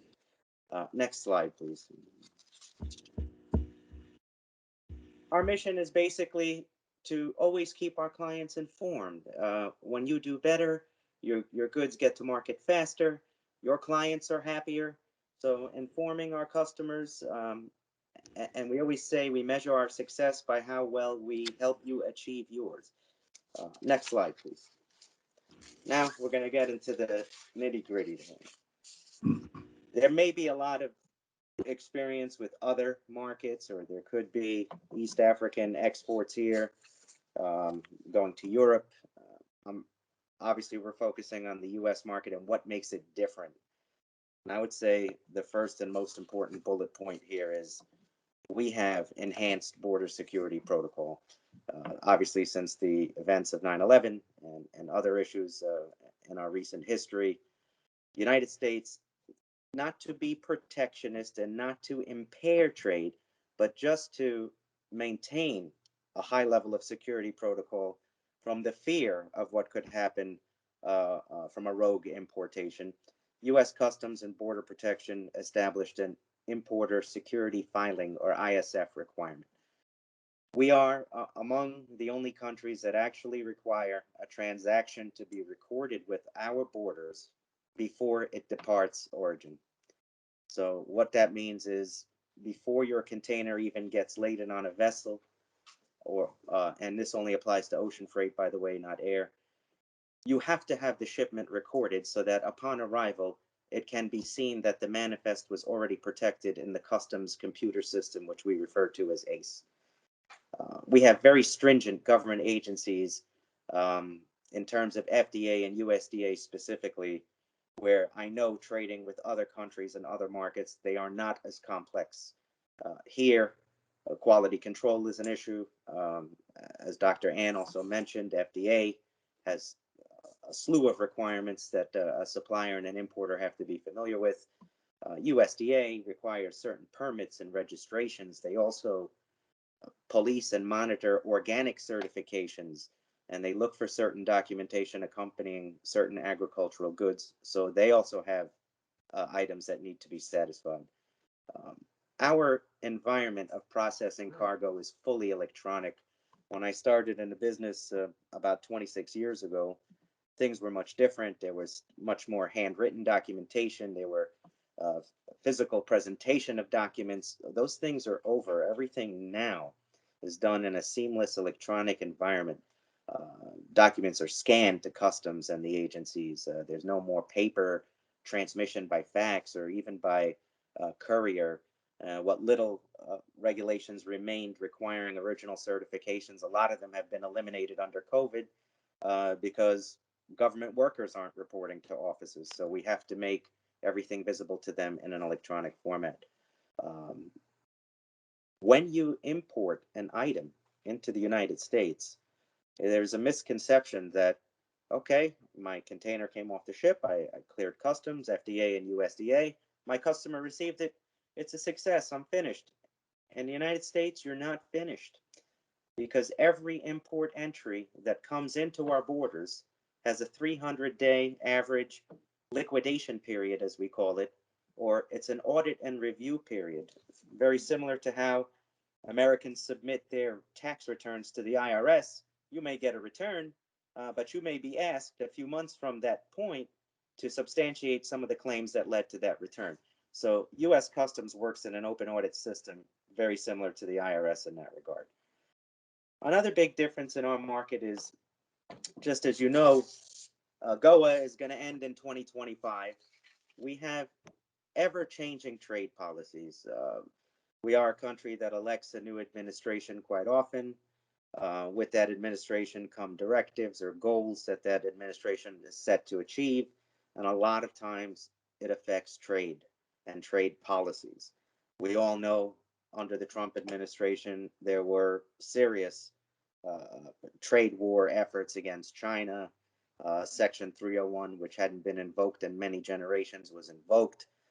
Their items reached a point where some Chinese items had a 25% additional duty imposed. Some items had an additional anti-dumping duty imposed.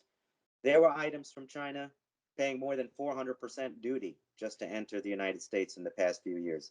Now, in terms of Africa and AGOA, East and West, we don't really see that risk, but the fact that the policies are ever changing is something to always keep in mind and something to always keep your eye on. Certain goods, like sugar, for example, can be subject to a quota, which means there'll be a limitation of imported kilograms imposed. Once those quotas are reached, importers will not be able to enter the goods into U.S. commerce, will have to be forced to either enter into bonded warehousing solutions, awaiting the next quota tranche opening, or re-exportation.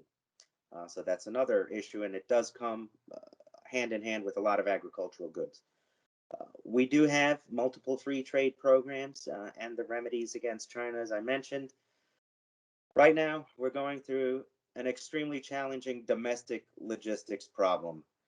We have more shipments entering the United States than we have drivers that can pull these containers from these ports within free time. My goal for my 15 minutes actually is really just to give everybody an honest, basic overview. I'm going to try not to use too many technical terms, and I'm going to try not to scare you, because we're a wonderful market to enter, and we have a lot of possibility for profits. It's just some things make us different, and these are among them. Another problem is a shortage of commercial warehouse space, especially on the coasts and in the Midwest and the Chicago area.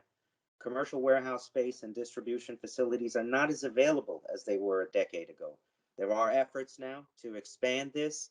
A lot of the reason is just the amount of freight that comes in at one time, and it's stuck in distribution cycles. Buyers are shorting, or they don't want certain SKUs delivered by a certain time. Forecasts change, warehouses back up, and then you have the problem. We have a very short free time clause at our ports.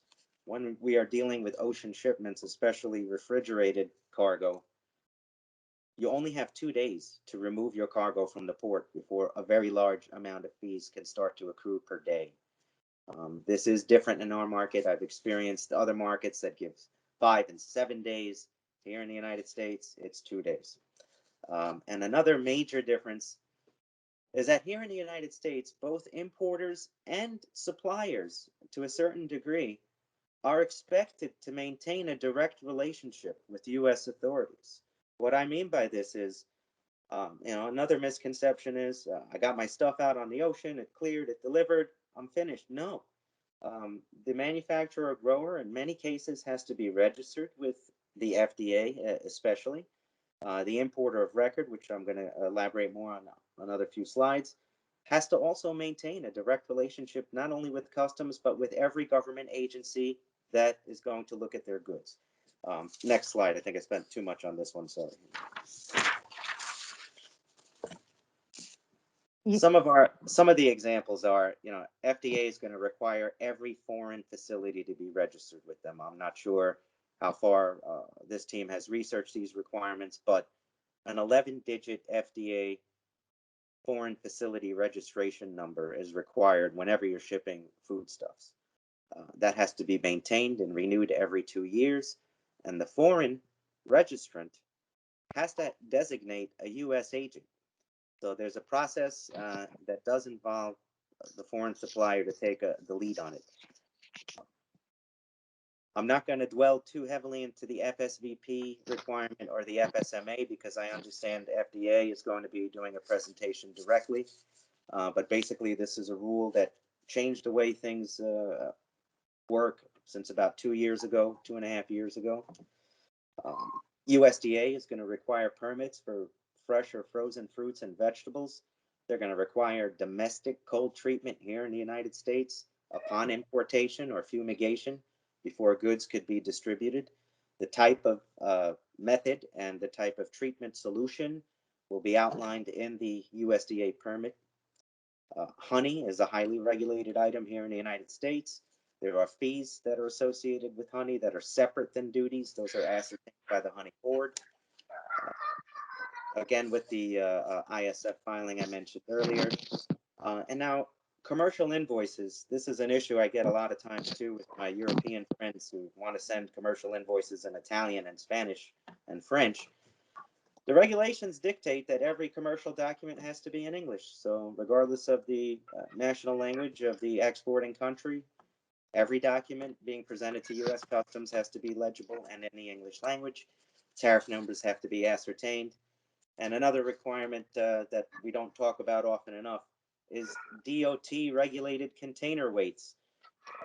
We have shippers overseas opening and looking at the cubic volume interior of an ocean container. They're very much attracted to filling it floor to ceiling. You can't. There are certain commodities that are just too heavy on the mass, and you have to reduce that to make sure you meet those limits. Our limits are a little bit more stringent than ones in other countries. For example, a 40-foot container should not exceed around 19 metric tons. Next slide, please. Mo, I think we are almost up. The time is almost up, so you can wind up. I started, yeah, you're right, 13 minutes. All right, very quickly, the roles are, as you know, for the supplier, for the freight forwarder, I'm not going to read them off one by one, but basically a freight forwarder has responsibilities that are not only to the shipper and consignee, they also have a responsibility to the commercial sale agreement. They are not allowed to release cargo until it's paid for. For us, the U.S. Customs broker, I'm just going to be very brief and say we have to file everything. We have to monitor everything. We have to stand by every filing we do for the 300 days in the event of an audit. We have to transact the money between the importer of record and payment of duties to our government agencies. We have to make every document available for audit to every agency that requires it. And for the importer of record, I'm going to very briefly say, please note that under the Customs Modernization Act, importers are responsible for everything. There is no such thing as diverting blame or responsibility to a broker or a filer. U.S. Customs will always penalize the importer. This is why trust between a broker and an importer is extremely important. I'll wrap it up there, but I'll stick around later if somebody has a question. Thank you, Leanne. Thank you. Thank you very much, Mo. We're going to go to our last presenter, and I apologize, we are almost getting to the time we had planned to end, but just give us a few minutes so that we can listen to the last presenter. And this is Shlomo Greenblatt. Shlomo Greenblatt is the founder and president of Albert Scott e-commerce management and has overseen the management of more than 100 brands on Amazon. He is the founder of listingbaby.com and revenuebaby.com. Shlomo has also launched nifty1.com, which is one of the strongest Amazon software suites available today. He sits on the Amazon Application Programming Interface Council. Welcome, Shlomo. Thank you so much. I really appreciate it. Thank you, everybody, for joining me today. I'll be quite brief. The main, this deck that I have in front of me is talking a lot about, the details of selling on Amazon.com in the United States. But actually, I just want to spend a couple minutes here talking about the overall opportunity of Amazon.com, what it is and why I believe that it is a uniquely strong opportunity for what I would imagine many of the brands and people sitting in this room today. But the basic idea is this: retail in the world has gone through a unique revolution in the last 20 years. For as long as humans can remember, the way that we bought products was we walked into a store, which was a physical place, or we walked down a marketplace and we purchased goods from that we've touched and felt, and that we've decided to purchase, and we hand over cash and receive those goods and go home. Over the last 20 years, and it's been accelerated over the last year with recent current events with COVID, we have seen a unique revolution, and probably the greatest revolution in commerce that in the last who knows how long has been the change from buying things from brick and mortar stores, physical stores, to buying things on the internet. Now, what this has changed, which this is a unique opportunity for brands all over the world to be able to get market share, and here's why. In the United States, when it comes to selling in the large stores, it was very much relationship based, and many of the brokers and consultants who have presented to you previously have relationships and the ability to push product where they can to get them into stores and for them to sell. But for the most part, what big box stores want to see is, or large retailers would like to see, is a history of product, reasons to really put it on the shelf. And of course, if you're a new brand coming in from a foreign place, proving all of these things and getting that actual deal done is uniquely difficult. What happened with the advent of e-commerce, and particularly in the United States, Amazon.com, which is the leading e-commerce retailer, is the product selection group has completely changed.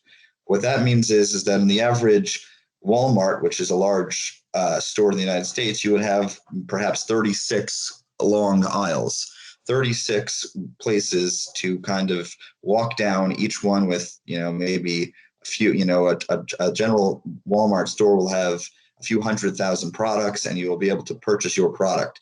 Amazon.com, the way that their aisles look is by search terms. So instead of having a candy aisle, they're going to have a search. We are going to go to Amazon.com, search candy, and find products. And the reason why I'm bringing this up is because with the ability to have multiple searches for each item, so let's take a specific candy. If you would try to figure out what a orange flavored, an orange flavored lollipop, if you would go to Walmart, you may find a choice of 1 or 2 different orange flavored lollipops. On Amazon, since you can have a search called orange lollipop, you're going to have an entire aisle of competing products in the orange lollipop space. And what this has done is, first and foremost, is broaden product selection. And broadening product selection allows for new brands, and particularly brands coming into the United States that don't perhaps have so much placement already in the overall market, have the ability to compete and gain market share, simply because the fact that now on the search orange lollipop, there's a choice of 30 different products which consumers see. And as long as they have a good looking orange lollipop at a good solid price point, which can convince customers to purchase, they will in fact take in market share. And what this leads to is a massive opportunity for new and young brands to generate revenue and gain market share in the United States. Amazon.com, my overall service exists as an e-commerce management service. What that means is that we help manage the entire Amazon experience for many brands in the United States. Most of our clients are United States based and are been in business for many, many years. Even so, when it comes to Amazon.com, they, for all intents and purposes, are starting from starting from scratch. There is no relationships in the Amazon world. The only way that products sell is by outpacing competitive products and doing a better job convincing customers to buy. Now, of course, that is a disadvantage for the brands that are well established in the United States, but a massive advantage for new brands launching in the United States. And that's the basic idea in which I want to just, before I get into just the basic details, and I'll be quick with going through kind of what it takes to launch on Amazon, I would like everybody just to recognize here that selling in the Amazon.com is the speed to market is unmatched, as well as the opportunity for revenue growth is unique because of the fact that we are still in the early days of e-commerce retail, and e-commerce retail has broadened out product selection and speed to market in a way that we have never seen before. And hence today, many of my international clients are outpacing others. Now, this is the basic breakdown of the three components of Amazon. You have retail, you have listings, and you have marketing. Retail means the selling of the products on Amazon. You have to choose your price point. You have to ship inventory to Amazon warehouses. You have to deal with Amazon. You have to deal with customer issues. So that's handled by a division, my company that does retail. There's the listing. The listing is presenting the product appropriately on Amazon, which means when people get to your product page, are they convinced to buy it? Did you do a good job on the marketing? Are you really pushing the product well? Do you have the right price point? Do you have the right text? And that's all handled by my listing team. And of course, the final piece is the marketing management, which is, am I presenting the customer to the right amount? Am I presenting my products to the correct customers and to the greatest quantity of customers that I can? So if I have an orange lollipop, am I making sure that when people type in orange lollipop or regular lollipop or sucking candy or candy, my product's in fact showing up so that we have visibility and sales? And those are the three divisions that we have in our company, and those are the three divisions that we plug into brands. Now, next slide. Now, how to success, the basic, this is just a quick rundown of the process of selling on Amazon. Amazon, the way it works is it's product based. You can have one product that can be selling $1 million a year, and you can have the next product in your brand won't sell at all. And the reason is quite simple, as I mentioned earlier, because the lollipop might be on the top of the search lollipop, while your chewing candy is nowhere found on the search chewing candy because of the thousands of products that are in front of it. Now, one product will do a lot of revenue and one product will do very little revenue, which means that each product needs to be marketed, chose, and managed almost separately from the other products. So the first step is choosing the right product. The second step is, of course, setting a price point. When you sell on Amazon, you choose the retail price point. To do that effectively, you have to understand the set of fees that are reduced from that retail price point to make sure that you leave space for both marketing and your own margin, as well as bringing importing product into the United States. So setting a price is chosen. Of course, it is dynamic. You can move around with it, but it needs to be, it needs to be done in a way that you have some intelligence about choosing that price. My listing team will help you create the product listing. We have facilities and warehouses in the United States which will accept inventory once it gets here. Of course, you'll have to work with all the wonderful people that had, that had presented before me about all the different regulation and getting the actual product to our warehouse. But once the product hits our warehouse, we will take that inventory, prepare it for Amazon, prepare it for shipping across the United States, and deliver it to Amazon. Once the product, so now you have products at Amazon, it's going to have a really well-designed listing by my listing team. Unfortunately, you're not done there because Amazon does have 500 million products on it today, which means that you do need to have some approach to how you're going to get your product, especially a new and young product, in front of the right customers. And that's what we refer to as Amazon marketing. And of course, once the marketing is employed, then, people see the product, people buy the product. You will, of course, working with my service, be communicating with your different managers, which is based on the three divisions. Listings handle, listing manager handles listings, retail manager handles everything to do with logistics and sales, and marketing, of course, is the marketing director. Of course, we've designed, as has been mentioned, we have designed our own piece of software for allowing brands to see a top-level look into everything that's going on in their financials and sales. That portal is called Nifty One. Amazon does have a delay in payment, so you're about 30 days delay after products sell. You'll receive the net of the sale, reducing the Amazon fees, which are a few fees that are reduced from the sale price, which you had already figured out when you set your price. But you do get paid once every 30 days from Amazon to receive your goods. And of course, you got to keep this going by replenishing inventory, making sure that you don't go out of stock at Amazon, which of course affects your marketing efforts. Next slide. Now, just understand the financial outlay, which is a common question. What does it cost to launch a brand on Amazon? Now, the different pieces are basically like this. You have to understand that to set a brand up on Amazon costs money. The reason for that is there's a substantial amount of research and design that goes into every product listing. There's a substantial amount of research and design that goes into understanding the financial modeling for each product. And of course, there is, and that setup from it comes to content creation, text creation. Everything that we do in my firm is built around competing in the US market, which means that it is the highest quality of marketing and product and brand presentation you will find. Now that's the first cost, is the setup cost. The second cost that you have to assume is the marketing cost. Marketing cost means to say that when you build a product on Amazon, you need to have some level of investment to get it in front of people. And of course, the final piece is making sure that you can have the ability to get the goods here and have the outlay to be able to replace goods once the goods sell with the delay of income from Amazon. Time to launch is pretty quick on Amazon. That is one of the key advantages here. We've got brands from signing to up and running on Amazon, which marketing employs immediately in 15 days. There's very few ideas in the world where you can have a product in one country and then have it delivered and landed and being selling in the United States 15 days later with trying to take market share against well-established US brands. Now that is impressive. And of course, the main factor, of course, is getting goods to the United States, because we can only sell what we have here, and that piece has to be handled. Final slide, or next slide.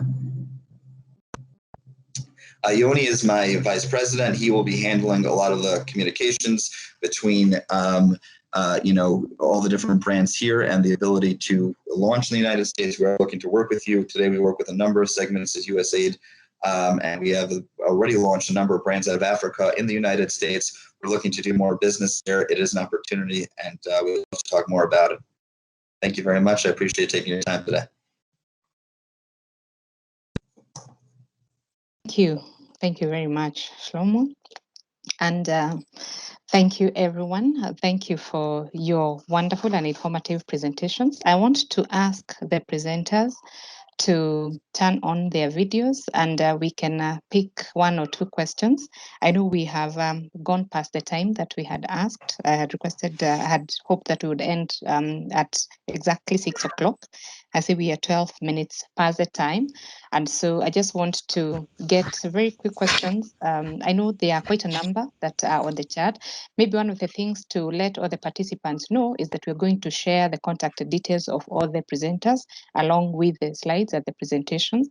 And in addition to that, as I had mentioned when we started, we are going to have a feedback form, which my colleague has already shared.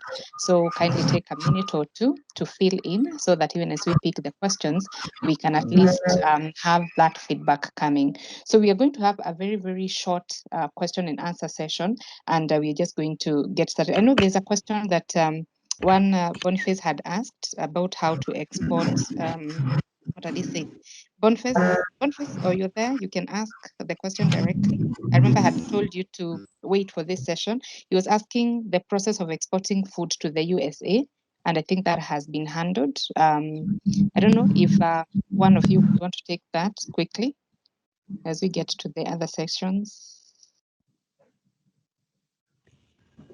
I think it's really Sorry, Leanne, I believe Boniface left the room. I don't know if he's still there. He's not even there? All right.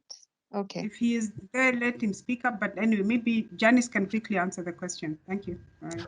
No, I think we've gone through, it's a very rewarding market, but it's a complex process, and you need all these experts. You need the people, the logistics, the customs broker, the person who's going to handle it. You need RIC, a broker who is going to actually sell the product.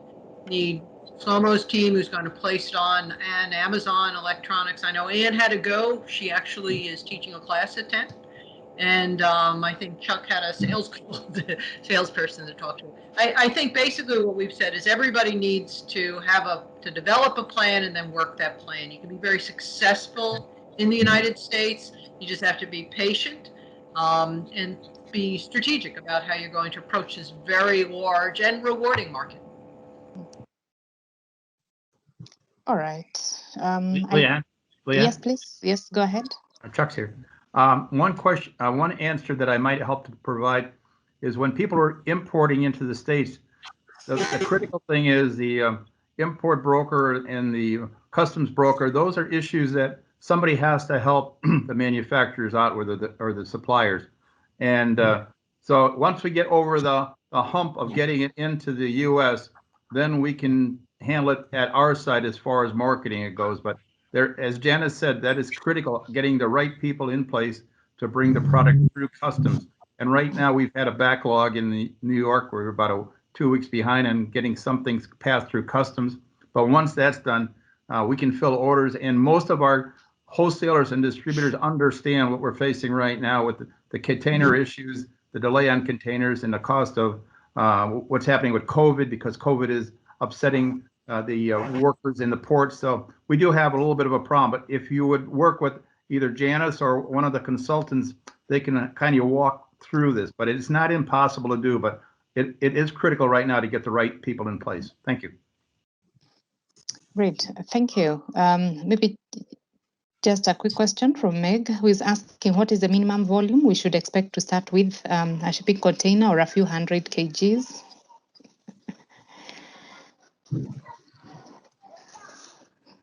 I think I'll take some of the Go ahead. manufacturers are shipping in pallets to start, which is an expensive process. I think what people need to do is, if you're going to enter the U.S. market, you have to figure out, am I going to put a container into a warehouse somewhere so that someone like Chuck can sell the product to a retailer, or someone can put it on Amazon? I mean, you physically have to have product to sell from. You can't sell from an empty suitcase.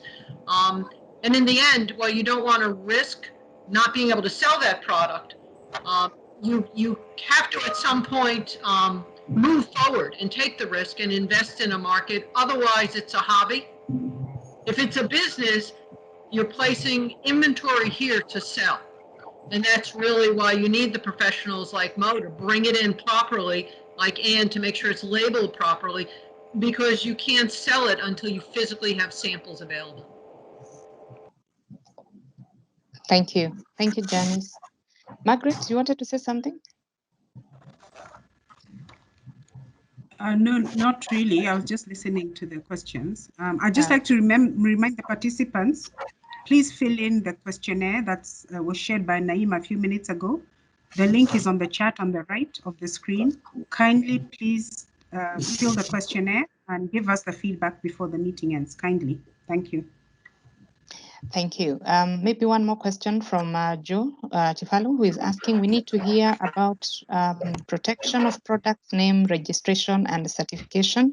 So one of the things, again, that I always recommend is you need to look at your packaging design, your logo, registering your trademark, registering your website. I'm sure that Somo can talk about designing a name and finding out someone else owns that name because the product is not registered in the United States.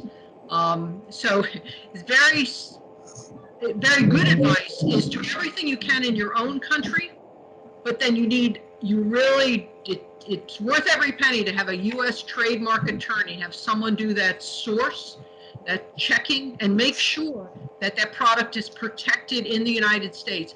I have an example of a product that's been launched in the United States now that is an exact copy of a brand from another country, but they're first to market, so they own the market, and the trademark registration is going to go to the copy. Shlomo, I don't know if you can do a quick about how you register a domain to make sure someone doesn't have your name. Absolutely. So in the United States, there's something called the USPTO, United States Patent and Trademark Office. Today does not cost a lot of money to register a trademark. It costs about $1,000 to register a trademark. There are law firms that will handle the whole thing for you pretty quickly. Now, the first step is, of course, once you give them the text of the trademark, once you give them a logo for yourself, they're going to look into the database and make sure that somebody previously does not already have that.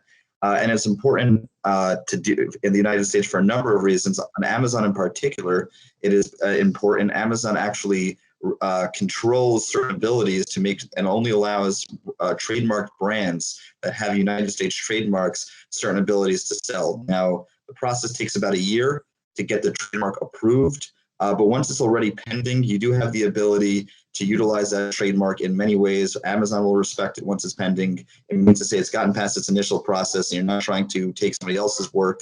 It's not a hard process. My team can walk you through it. Very valuable in general, especially if you're going to invest in a brand to make sure that you're secure. And today, if you have a consumable product, you're safer. But if you have a non-consumable product, if you have something in the hardline or softline division, with what's going on with Chinese manufacturers and East Asia manufacturers, it is extremely important to secure that before you invest into your brand. Oh, great. Thank you, Shlomo, for adding that. Kosure has a question to Charles. He's asking, can you share your experience, if any, in dealing with Kenyan exporters to the US and AGOA? Can you share your experience, if any, in dealing with Kenyan exporters to the US and AGOA? Can you hear me? Yes, we can hear you. Okay. Yes. As far as direct importing from Africa, no, I don't have any experience with that. What we've had is mostly finished product, and usually it is somebody who is a roaster here in the States, in the U.S. I'll give you some names. There's Ugly Duck Coffee out of Memphis, Tennessee. There's High Point Coffee out of Memphis, Tennessee. They'll often buy green beans or products from Africa or other areas and roast it themselves. And they each have a unique method of roasting. So to answer your question, no, but I would do research. Anybody looking to come in here and see people that are roasters and look out an arrangement with them. We don't sell that type of product, that's the green beans to roasters. We're strictly on retail side. I hope that helps. Thank you. Thank you. So I see there are many people who would want to get in touch with our speakers. And as I have said, we are going to share the contacts of the speakers and the presentations. So Mo, you want to say something? I see like you're raising your hand. I was just making an adjustment here. Oh, okay. All right. Okay, so I don't know if any of our presenters have any last comment or anything they would want to say. I want to bring this session to a close, and I would want to check if any of our presenters have anything, any closing comment before we hand over to Margaret to close for us. And before the presenters take to the screen, I just want to remind everyone to share their feedback with us. Kindly fill in the form that we've shared the link so that we can know how to engage with you beyond this webinar.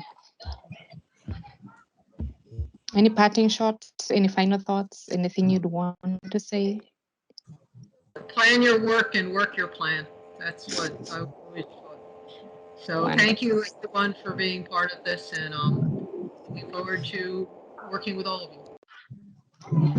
Great, thank you. If, Mo, you if have I may, something? Leanne? Yes, yes, Leanne, ma'am. Yes. Sorry to interrupt. Leanne, if I may, this is mainly to our East Africans.